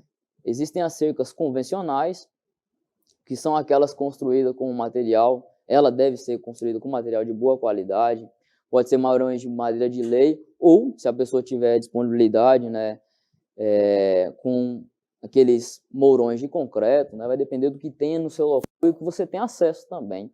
Pode ser construído com arame farpado ou liso, mas a gente preconiza que trabalhe com arame liso, porque o arame farpado, às vezes, o animal vai bater ali, vai se machucar, vai danificar, vai causar feridas, vai causar prejuízo ao bem-estar desse animal, vai ter um transtorno maior, e com arame liso fica mais tranquilo, mais facilitado esse manuseio e é melhor para os animais. A altura dessa cerca ela deve ser em média de 1,30 a 1,70, né? E os mourões distanciados de 2,5 metros cada um. Então, nas áreas periféricas, né, que a gente observa aqui no próximo slide, ou nos locais onde se tenha a contenção de bezerros, é recomendável que a gente use, né, 5 fios equidistantes, em média de 27 centímetros a 30 centímetros um do outro. Quando é só animais adultos, nesse piquete, nessas divisórias, eu posso só 4 fios, numa altura maior, em média 35 centímetros, já é o suficiente. Tá? Você tem que pensar qual categoria animal que está ali, naquele piquete. Você tem que estruturar todas as instalações de acordo com o que você vai trabalhar, como você vai trabalhar, tá certo? Porque senão, se você faz só com 4 fios, às vezes o bezerro pode vazar por ali e ir para a estrada ou ir para outra propriedade. A gente tem que evitar, cuidar, gente, das cercas. É muito importante também pela questão sanitária, porque não é só a divisão da minha propriedade para a do meu vizinho, mas quando eu cuido, mantenho os mourões todos bem fixos, bem aderidos ao solo, tem uma manutenção de cerca. Quando os arames estão bem esticados, bem direitinho, acontece que os animais não vão passar por um piquete para o outro. Você, às vezes, até faz uma vedação de um piquete para o outro pela questão do manejo das pastagens, né? Mas também eu tenho que pensar, porque o meu gado, eu conheço, está aqui dentro da minha propriedade, eu tenho a segurança da saúde deles. Mas eu não sei se meu vizinho tem. E vai que lá tem um foco de alguma enfermidade, e meus animais passam para a propriedade deles, ou vice-versa, os animais dele vêm para mim e traz um problema para o meu rebanho, para a minha propriedade. Então, é uma segurança também sanitária a manutenção das cercas, tá certo? Então, na próxima imagem, a gente vê aí, ó, como os mourões, eles devem ser bem fincados, bem estabilizados, né? É importante, com madeiras de lei, madeiras legalizadas, que você faça esses mourões, madeiras que aguentam bastante tempo de uso. Tem uma prática que a gente pode utilizar, que é a passagem de óleo queimado para evitar a proliferação de cupins e danificação desses mourões, né? A cerca sempre bem esticada, como a gente falou, e você mantendo isso dali, você fazendo a correta manutenção, você sempre cuidando, não vai ter problema quanto a isso, a manutenção dela vai ser melhor. A gente também pode se utilizar, se for o caso, né, se puder, a cerca elétrica. E aí, pessoal, ela nem é tão cara assim como a gente imagina. A cerca elétrica ela é até um baixo custo, né? Tanto de material e mão de obra que ela é mais fácil. Agora, dependendo do manejo que você for fazer, às vezes eu vou fazer um piqueteamento e vou fazer ela móvel. E aí eu vou ter que ter uma mão de obra diariamente fazendo a mobilidade dessa cerca. Mas se não, dependendo se eu for usar ela em todos os piquetes e tudo já fixo, fica tranquilo ali. Ela tem uma fácil instalação. E ela pode ser composta por um eletrificador ligado a uma fonte de energia. Isso tanto da rede elétrica convencional, né? Hoje, na área rural, a gente tem já bastante locais, poucas linhas rurais, elas não tem energia. A maioria das zonas rurais hoje já tem energia, então pode ser direto ligado na rede elétrica, ou você pode também ser abastecido com uma placa solar ou uma bateria de 12 volts. Né? Os moirões eles podem ser distanciados de até 10 metros de um do outro, então você vê que um dos gastos maiores nas cercas convencionais são os moirões, são madeiras muito caras, ou se for de concreto também, tem um custo elevado. E aqui, o outro seria de 2,5 metros a cada mourão. Aqui a gente vai fazer até 10 metros de distância de um para o outro. E até o número de fios também, ele vai diminuir. Dependendo da categoria animal a ser contida, né? Se for só animais adultos, às vezes um fio só, os animais já respeitam, porque eles vão chegar ali, levar um leve choquezinho, já vai condicionar ele a entender que não deve chegar mais perto dali, daquela cerca nem nada. Mas às vezes é importante eu colocar 2 fios e com o bezerro usar o pé. Esses bezerros às vezes são, a gente vê nessa categoria mais jovem, são mais curiosos e tudo, eles podem até querer passar ali para ficar também uma altura melhor, tanto para a categoria adulta, né, categoria animal já maior quanto os filhotes, os bezerros, então eu posso fazer de 2 a 3 fios, tá certo? Um outro ponto importante nas instalações são os coxos. Coxo para sal, né, ou coxo para a suplementação alimentar, né? Você vai colocar um volumoso aí, um capim triturado, cortado ali, ou você trazer uma silagem, enfim. Ou a suplementação mineral, é importante que eu tenha esse coxo construído com material durável. Lembre-se, durável não quer dizer que seja aquele mais caro, aquele mais bonito. Pode ser feito com tambores de plásticos e tudo, que seja funcional, pessoal. Que seja funcional. Mas ali eu tenho que fazer uma manutenção com uma coisa que ele vai aguentar o rojão do tempo, né? E aí, para você manter ainda mais a vida longa desses coxos, né? E também para manter a qualidade do suplemento ou do alimento que você está dando em coxo, é importante que ele seja coberto e evitar que tenha muito vento excessivo ou até chuva entrar dentro desse alimento, né? Ou do sal mineral e vir a estragar, né? Existe uma particularidade que o sal, né? NaCl, ele pode até corroer os materiais, né? Os pregos, os parafusos. E aí você vai ter que ter um cuidado a mais, dependendo do tipo de instalação, para fazer a manutenção disso, mas não é tão rápido assim que vai acontecer isso. Mas é importante, dependendo do material que você utiliza, tem uns mais fortes, outros menos, né? Então, a altura do coxo de sal, ela deve permitir que tanto os animais jovens quanto os adultos, eles tenham acesso normal ao coxo. Sempre localizado, sempre na parte oposta à fonte da água, porque se for logo um coxo do lado onde os animais bebem água, né, ali de um tanque ou de um bebedouro, enfim, esses animais, aqueles animais dominantes, eles vão sempre estar ali sem querer sair, não dar espaço para os outros animais do rebanho, além de que pode danificar o terreno onde está esse coxo. E aí um dos problemas grandes na nossa região amazônica, pela quantidade de chuva, se eu não fizer um bom aterramento ou um piso, pode ser até concretado ou britado, jogar um cascalho bom em volta desse coxo, pode ocorrer de que tanto os animais chegarem ali e pisando e tudo, pelo pisoteamento pode vir a aprofundar, causar lama, também tem um excesso de esterco, porque tem que ser limpo esse local, tá certo? Então na imagem aqui a gente observa, olha, como é que tem os exemplos de coxos, né? Na lateral fechado para evitar vento, né? Um coxo mais bonito ali, mas um design mais atrativo e tudo, mas não é questão de ser bonito, tem que ser funcional. Como o outro aqui do lado, a gente vê, olha, ele é feito com uma tampa de caixa d'água, com um tambor, pneu ali tudo, mas ele está funcionando. Ele vai funcionar, ele tem que ser funcional. Ele não pode deixar ter entrada de água ali, de sol, né, de chuva nem nada, você tem que cuidar da manutenção, do pisoteamento desse local aí, e aí os animais vão chegar. E aí, pensando em conforto, já pensou se os animais, qual é a vaca, mesmo com a fome que ela está, né, ou a necessidade de suplementar de mineral, ela precisando, e se tiver com lama até o peito dela, ela não vai querer chegar ali no coxo. E se ela chega ali, vai estar predispondo ela a ter problemas, afecções podais, a afecções na glândula mamária dela, enfim. Eu cuidando das instalações, eu estou cuidando da saúde dos animais. E falar de saúde dos animais é falar do bem-estar animal.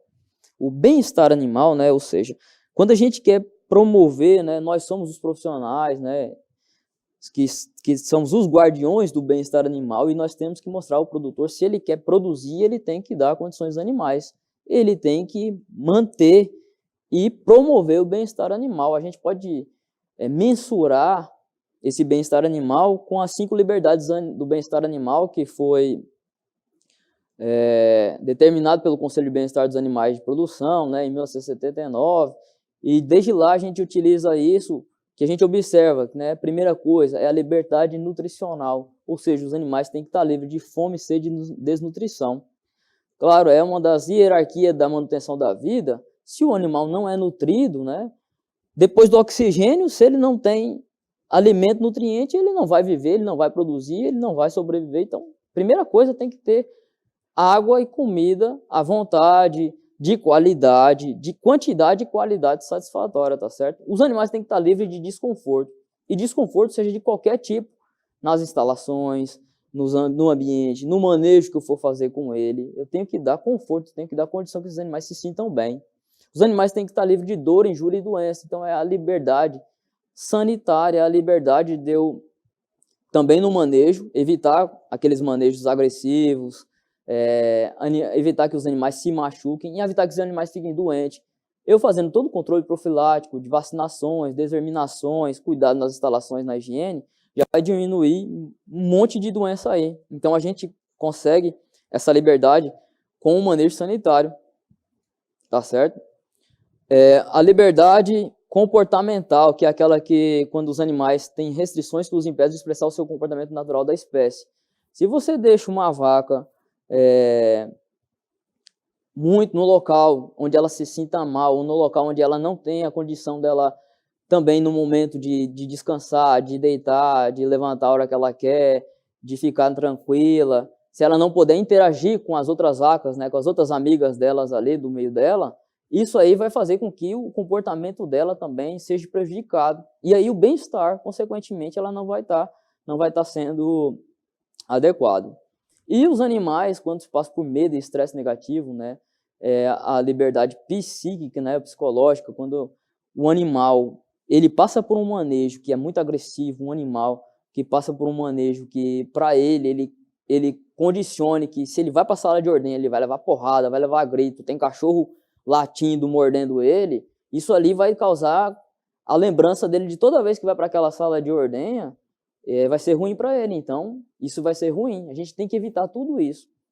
Quando eu fiz curso técnico agropecuária, em 2005, lá em Rondônia, um professor meu, zootecnista, ele falava que a vaca ela tem que ser tratada da melhor forma possível. Se eu puder dar a minha cama para a vaca deitar e eu dormir no chão, eu dou, porque ela tem que ser tratada com o maior cuidado.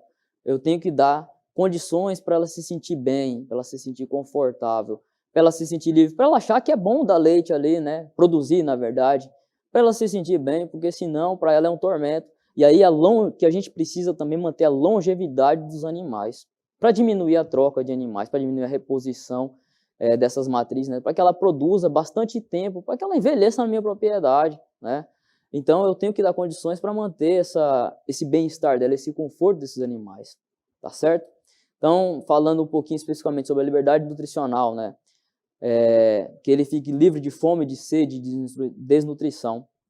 Nessa outra imagem a gente observa que a gente deve manejar a pastagem para que seja fornecida a quantidade, né? Como eu falei, quantidade necessária de forragem aos animais e com qualidade. Ruminantes, animais herbívoros, eles precisam de fibra, eles precisam de folha, né? Como até meu pai diz, vaca gosta de capim, de ponta de capim, ele fica mais... ele se sente melhor comendo capim ali à vontade, tranquilo. Se não é no pasto, mas um capim picado, para ela o volumoso é o alimento essencial que eu tenho que ter na minha alimentação dos ruminantes, das vacas. E a água também tem que estar à disponibilidade. Aí tem gente que acha que a água é só um barreiro ali, só barro mesmo, não. A água tem que ser água limpa. A gente não gosta de beber água suja, as vacas também não.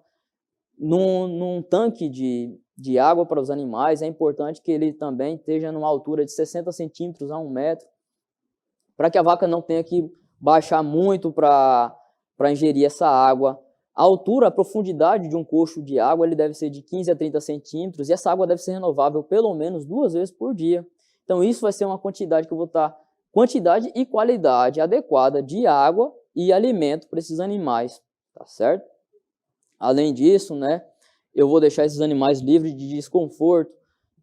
O desconforto que a gente falou das instalações, que a gente já frisou bastante aqui, tem que ser instalações confortáveis. E até na propriedade eu tenho que dar condições que esses animais não cheguem em locais muito lameados, locais que danifiquem seu próprio caminhar. Né? Lembrar também, pessoal, que o estábulo, ou todas as instalações, elas devem ser dispostas próximo à fonte de água, próximo aos alimentos, próximo à casa do caseiro, para ele estar sempre de olho ali, não precisar, principalmente os piquetes de maternidade. Você vai estar sempre ali observando se os animais estão precisando de alguma coisa. E quando eu falo que o estábulo, o local de manejo tem que ser próximo das fontes de água e de alimento, porque imagina a vaca ter que andar 2, 3 quilômetros para ir beber água. No sol quente, né, da nossa região aí, meio-dia. Ela voltar, na metade do caminho ela já está com sede de novo. Então, dependendo da produção da vaca, quanto mais ela produz, mais água ela precisa para produzir leite. E para a manutenção dela, e o nosso calor, quanto de água vai precisar? Então, em média, uma vaca adulta aí vai ingerir fácil 60, 80 litros de água. Aí ela desce lá onde tem a água, já cansada pra caramba, tudo, ingere a quantidade que ela precisa, mas quando ela volta, ela já está precisando de mais água também. Então, eu tenho que diminuir esse trajeto que esses animais fazem. Cuidar das cercas, dos currais, do coxo, sempre em manutenção, não deixar ponta de prego, ponta de parafuso, cerca quebrada, alguma coisa que possa vir esse animal passar e machucar, tá certo? Livre de dor, doenças, né, e desconforto também, né, de injúrias, é manter a sanidade do rebanho. É muito importante para que ele se mantenha em homeostase, né, em equilíbrio, se eu manter o metabolismo, tanto para manutenção quanto para produção, ele esteja totalmente satisfeito, né? Então, eu mantendo a sanidade, eu fazendo todo o controle profilático, nas vacinações, determinação, cuidando da higiene desse local, a nutrição adequada, a suplementação quando necessário também, eu vou manter esse animal em homeostase, em equilíbrio, em saúde. Eu vou manter os animais com saúde. Saúde é bem-estar, tá certo? E também manejando esses animais de uma forma tranquila, uma forma que os animais se sintam confiantes em chegar ali e não ter problema nenhum. Ele sabe que o ordenhador, as pessoas que estão no curral ali com ele, ninguém vai lhe causar dano. Ao contrário, vão até ou fazer carinho ou vai ser uma coisa confortável para elas. Segunda-feira eu estava na propriedade, eu passei mais de 1 hora no curral, manejando com os animais, e a gente não ouvia nenhum mugido, não ouvia nada. Então isso é um dos sinais que os animais estão ali tranquilos com o manejo. E isso que eu vim, foi a primeira vez que eu fui naquela propriedade. Então se com pessoas estranhas e tudo, os animais não estranharam, imagina com quem está na lida diária ali com eles. Eles se sentem bem, eles se sentem confortáveis no ambiente. A gente precisa promover que o ambiente de ordenha, que a produção leiteira, ela seja uma coisa tranquila, que ela seja um manejo tranquilo para ambos. Uma vaca muito estressada, além dela não descer o leite, né, dela não produzir corretamente, ela pode vir a dar um coice, você machucar você, e isso vai ser um prejuízo grande, né? Se tiver só um ordenhador, uma pessoa que maneja os animais, ele quebrou um braço, quem é que vai tocar a ordenha no outro dia, ou nesse tempo que ele vai ficar parado? Então é uma coisa a se pensar. Quanto mais tranquilo, é melhor para os animais, é melhor para o manuseador, a produção ela é melhor, tá certo? Eu devo proporcionar um espaço que ela tenha essa liberdade comportamental, tá certo? E aí, por que a gente frisa bastante no comportamento animal, no bem-estar deles, na promoção desse bem-estar? A gente pode observar pela perda, né? Não é só por questão de fazer o bem, né? Mas a gente faz o bem porque a gente sabe que vai ser bem para os animais, mas ele estando bem, ele vai produzir bem e vai ter menos custos, né? Nessa imagem próxima, agora a gente observa as perdas que o estresse, só o térmico, só o calor causa nos animais. Do lado do quadro, ele tem com o estresse térmico, ele pode diminuir a ingestão de matéria seca até 30% no normal. Então, uma vaca que ingeria ali 10 kg de volumoso, ela já deixa de ingerir 3 kg por dia. Tá? Em um ano, A vaca, dependendo, uma vaca grande ali, ela pode diminuir a ingestão de matéria seca. Ela pode diminuir até quase 1 tonelada de ingestão de matéria seca. E a matemática, se o animal não come, como é que ele produz? Se ele diminuiu a ingestão de alimento, como é que ele vai produzir leite? Não tem como. Então, assim, se ele já diminuiu, ele também diminui a produção. E o que a gente vê ali, ó, o decréscimo da produção de leite pode chegar até 20%. E vacas produtoras de leite ali pode perder até 1.803 quilos por vaca por ano de leite. Vamos colocar R$1. R$1 vai dar R$1.800 por vaca. Se o cara tem 10 vacas em estresse, ele perdeu num ano, estresse térmico, R$18 mil. Isso é uma média. Isso é R$1. Então, é considerável, pessoal. Então, a gente tem que evitar que os animais entrem em qualquer tipo de estresse. A gente só está falando do estresse térmico aqui. Como é que eu diminuo o estresse térmico? Eu posso manejar as instalações. Eu posso cuidar de condições que esses animais não fiquem no calor, né? Daqui a pouco a gente vai ver como eu posso melhorar esse ambiente para que não tenha esse estresse térmico, né? Na eficiência produtiva, ela pode cair pela metade da sua eficiência. Então, a vaca vai ter um aumento no intervalo de parto. Pode aumentar até 60 dias. E quanto mais tempo ela passa, né? Desde a aparição até a concepção de outro feto, né? Até ela ficar prenhe de novo, o que vai acontecer? Ela vai passar muito tempo ali, menos mais tempo gastando. Ela pode aumentar até em 8% o descarte desses animais, problema reprodutivo. Às vezes a vaca fica até em anestro por causa do calor. Então, um dado também que mostra, pode chegar até em mortalidade, aumento na incidência e severidade de mastite. Pode aumentar até em 1,72% de mortalidade dos animais. Esse estresse contínuo, crônico, vai fazer com que esses animais se debilitem. Aquela longevidade que a gente queria vai ser diminuída e aí os animais vão morrer mais cedo. Então, a gente não quer isso, tá? A gente vê alguns sinais de que os animais estão em estresse, quando a gente vê o comportamento dele anormal. A vaca, ela não é para andar tão encurvada, né? Ela não é para andar assim com essa cara de cansada, desse jeito ali. Tem até um nome comum que a gente fala, é vaca pendurada, né? Com o pescoço pendurado e tudo. Isso está mostrando que ela está apática, ela está triste, está cansada demais, não é para estar assim, né? Ou então os animais com boca aberta, o excesso de vocalização, o animal também às vezes até em posição ortopneica, querendo respirar normal, devido a esse estresse térmico, essa infração no metabolismo deles, né? A gente não dá condições deles manterem sua homeostase. Então, eu tenho que dar condições para que os animais se mantenham bem, na sua postura correta, na sua conduta correta, na sua atividade normal. Tá? Eu posso enriquecer esse ambiente, né? Fazer o enriquecimento do ambiente, colocando os sombrites, né? Se eu não tenho já uma instalação, um galpão para essas vacas, né? Eu posso colocar um sombrite ali, que vai já diminuir essa insolação e o calor para esses animais. Bem como se eu tiver um galpão, eu posso instalar exaustores, ventiladores, até umidificadores de ar, né? Inclusive aqui em Manaus eu fiquei sabendo de um produtor que até uma vez colocou ar-condicionado para as vacas. E isso, gente, é um cara que tem uma visão muito boa do que a vaca precisa, né? Principalmente se for animais muito puros, né? O gado holandês, ele vem lá da Europa, locais frios.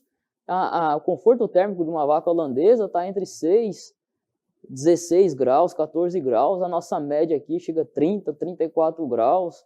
Né? Uma sensação térmica maior, como é que fica para essa vaca? Ela vai estar em conforto? Não. A gente tem que dar condições, né? Claro que nossos animais, não, em alguns locais sim, mas outros não temos legais tão apurados. Mas mesmo os animais que não temos, se eles já têm um grau de sangue taurino ali, um grau de sangue holandês, a gente vai ter que dar condição que melhore para ele, né? Outra forma de enriquecer o ambiente, eu posso fazer a questão da integração lavoura, pecuária, floresta, certo? Quando eu recupero, além de eu cuidar e dar um ambiente melhor, mais confortável para os animais, eu ainda recupero as pastagens que estão degradadas, vai ter uma cobertura de matéria orgânica melhor aí para a condição desse solo, dependendo da espécie arbórea que eu implantar nessa região, se for uma leguminosa, vai ter a fixação de nitrogênio no solo, devido aos micro-organismos, né, bactérias do gênero Rhizobio ali nas raízes dessas plantas, e vão fixar o nitrogênio, vai tirar da atmosfera, colocar no solo ali. Isso vai dar mais um vigor para as pastagens, vai produzir com melhor qualidade. Se tem uma pastagem mais nutritiva, consequentemente, os animais vão ser nutridos mais satisfatoriamente, né? Os animais vão estar num local, num microclima mais adequado, mais ameno, até a umidificação daquele local nas épocas de sereno, né? Início de dia, tudo vai estar ali mais umidificado. Os animais, consequentemente, estando nesse local que tem uma boa nutrição, uma pastagem adequada, você pode até consorciar com algumas leguminosas, fazer um banco de proteína, ou um local que os animais adentram, né, uma legumineira, adentram, comem essa quantidade de leguminosa e sai, né, você manejando corretamente também para não ter nenhuma super ingestão, porque algumas leguminosas também podem até ser tóxicas, né, dependendo da quantidade ingerida. Mas, enfim, você fazendo o manejo corretamente ali, os animais vão se nutrir melhor, os animais vão ficar mais saudáveis e vão produzir melhor também, tá certo? E você vai ter um menor gasto com defensivos, agroquímicos, né, ração, já que você também pode até aproveitar o excedente dessa produção, por um local que está produzindo melhor, e fazer silagem também para esses animais, tá certo? Ainda posso enriquecer o ambiente fazendo um enriquecimento social, ou seja, um enriquecimento social tanto na divisão de categorias animais, colocar vaca com vaca, novilha com novilha, bezerro com bezerro, que vai ser melhor pela questão de dominância, pela questão de agrupamento. Os animais, as vacas, elas também gostam de ter os seus grupos, elas têm uma predisposição a gostar de uma amiga ali, de ter uma vaca parceira dela, a gente observa isso na prática também. E ela vai estar mais acostumada com aquele rebanho e também o enriquecimento social junto com as pessoas.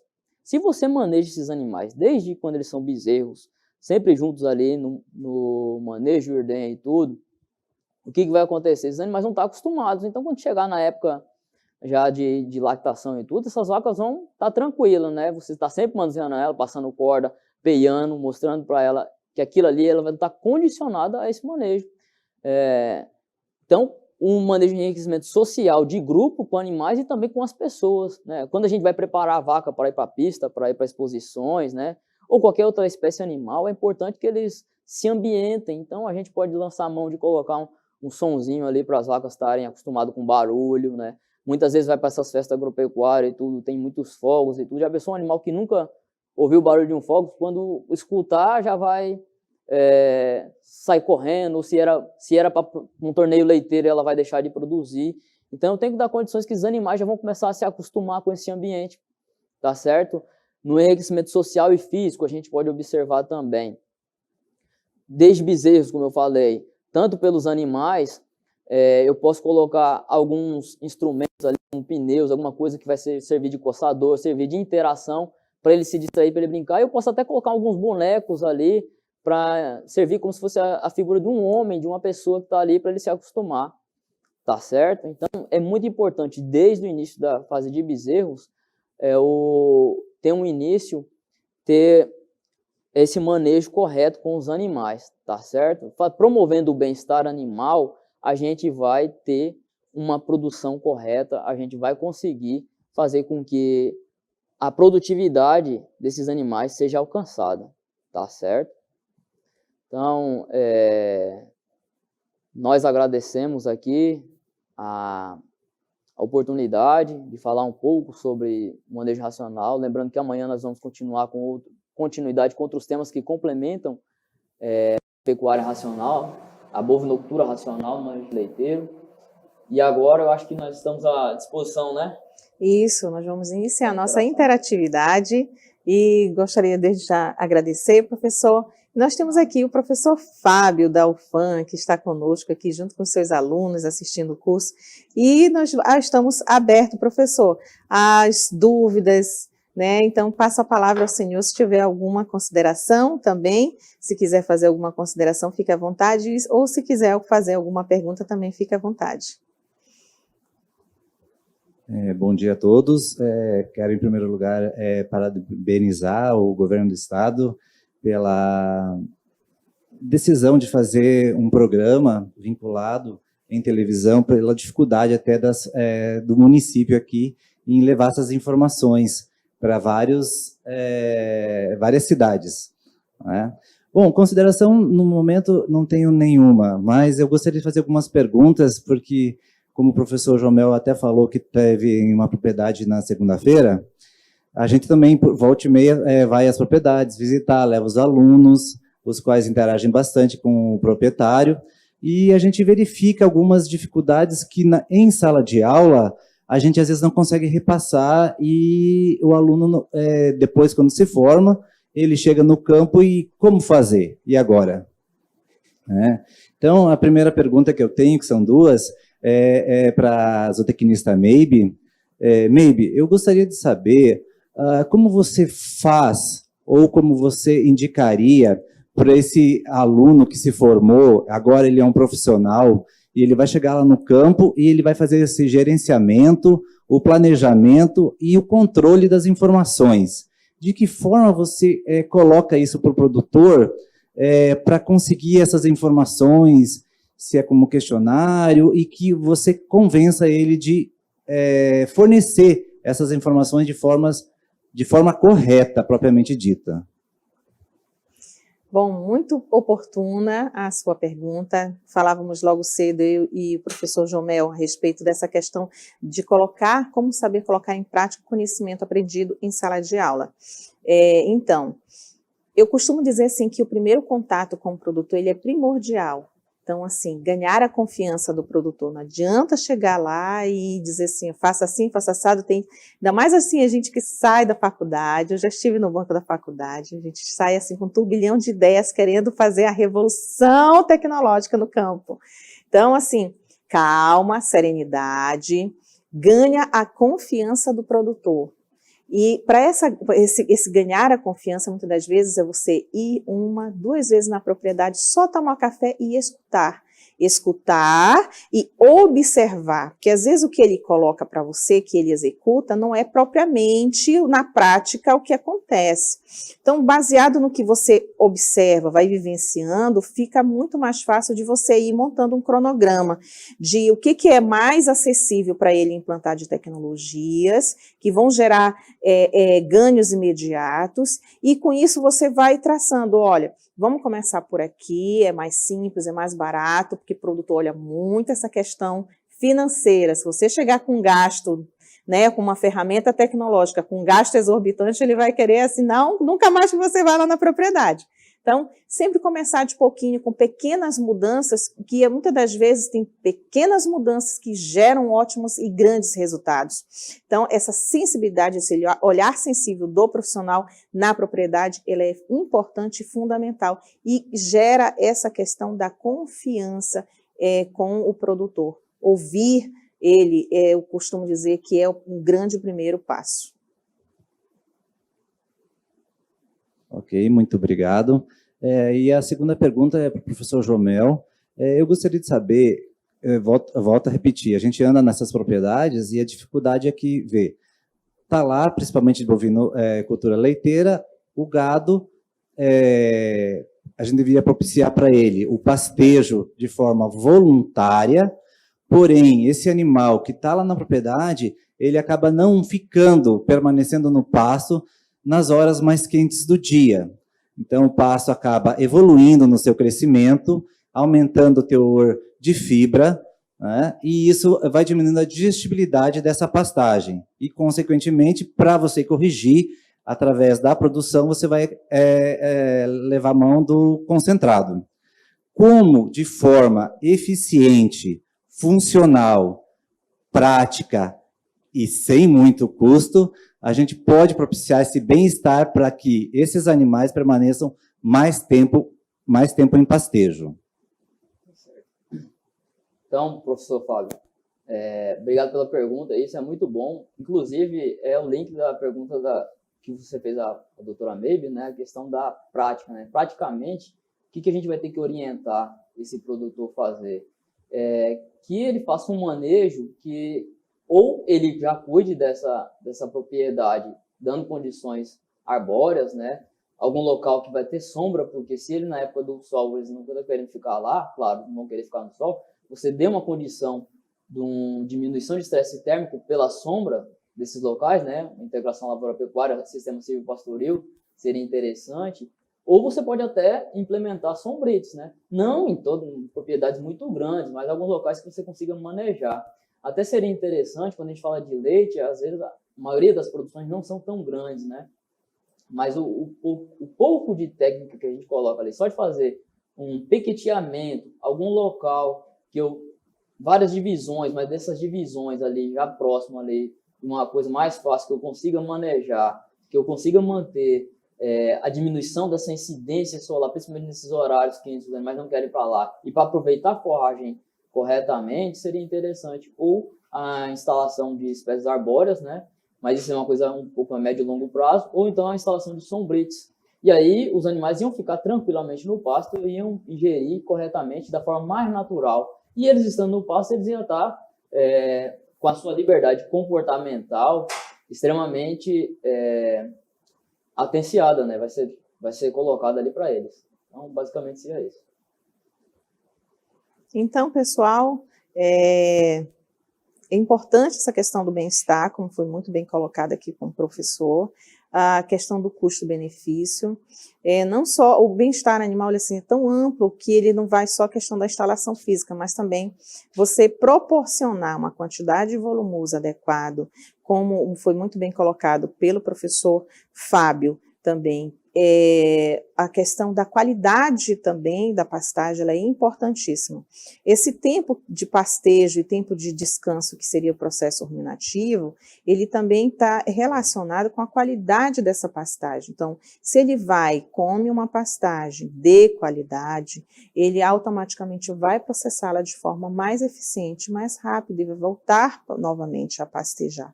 Então, esse tempo todo aí, do período de pastejo, ele está relacionado também com a qualidade da forragem. Qualidade da forragem também é uma forma de você fornecer bem-estar, dar o direito dele de comer, não só comer um alimento qualquer, mas comer um alimento de qualidade.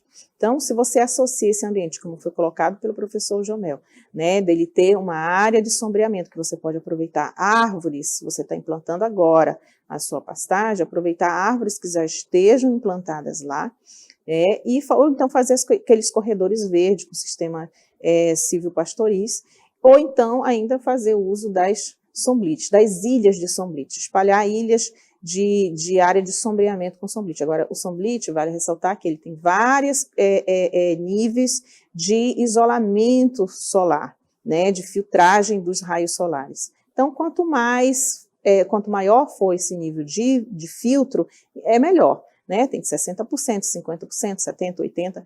Normalmente, assim, usar 80%, 90% é o mais adequado, é o mais ideal. Né? Essa questão é importante também na hora de você comprar o somblite para fazer a instalação. Bom, eu creio que sem mais perguntas, gente, gostaria de agradecer mais uma vez todo mundo que está aqui conosco, presente, o pessoal que está no interior nos assistindo. Lembrar que amanhã, das 9 às 11, estaremos aqui novamente, então, quem quiser trazer mais pessoas, né, vocês que estão no interior, convide seus vizinhos, convide aquele amigo que está lá, precisando de uma ocupação, para ele vir aprender conosco, se qualificar, de repentemente ele já vai conseguir um emprego em alguma propriedade, uma atividade rural, por uma questão de estar qualificado, que essa é uma das nossas intenções aqui, é qualificação também de mão de obra no campo. Então, agradecer a Deus por nos permitir estarmos aqui hoje, agradecer a todos vocês que estão aqui conosco, né? E não faltem amanhã nesse mesmo horário, vai ter muito assunto bom, parte de raças, manejo sanitário, manejo de ordenha, nutrição, nós vamos estar aqui também, e a parte da legalização da atividade. Professor, tem alguma consideração? Também agradecer a participação de todos e essa oportunidade. A gente leva, como o professor Fábio muito bem falou, leva a informação nos rincões do Amazonas, né, em todos os locais, e isso é muito bom, que a gente está fazendo uma educação continuada de base também. E todos nós aqui estamos aprendendo a cada dia mais a produzir melhor, a trabalhar melhor, a fazer uma pecuária melhor no nosso estado. Então, estamos à disposição e amanhã, nesse mesmo horário, nesse mesmo local, estaremos aqui de volta para o nosso encontro, continuidade e término do curso de Pecuária Racional de Bovinos Leiteiros. Ok, pessoal, muito obrigada. Tenham todos um bom dia. Obrigado, bom dia.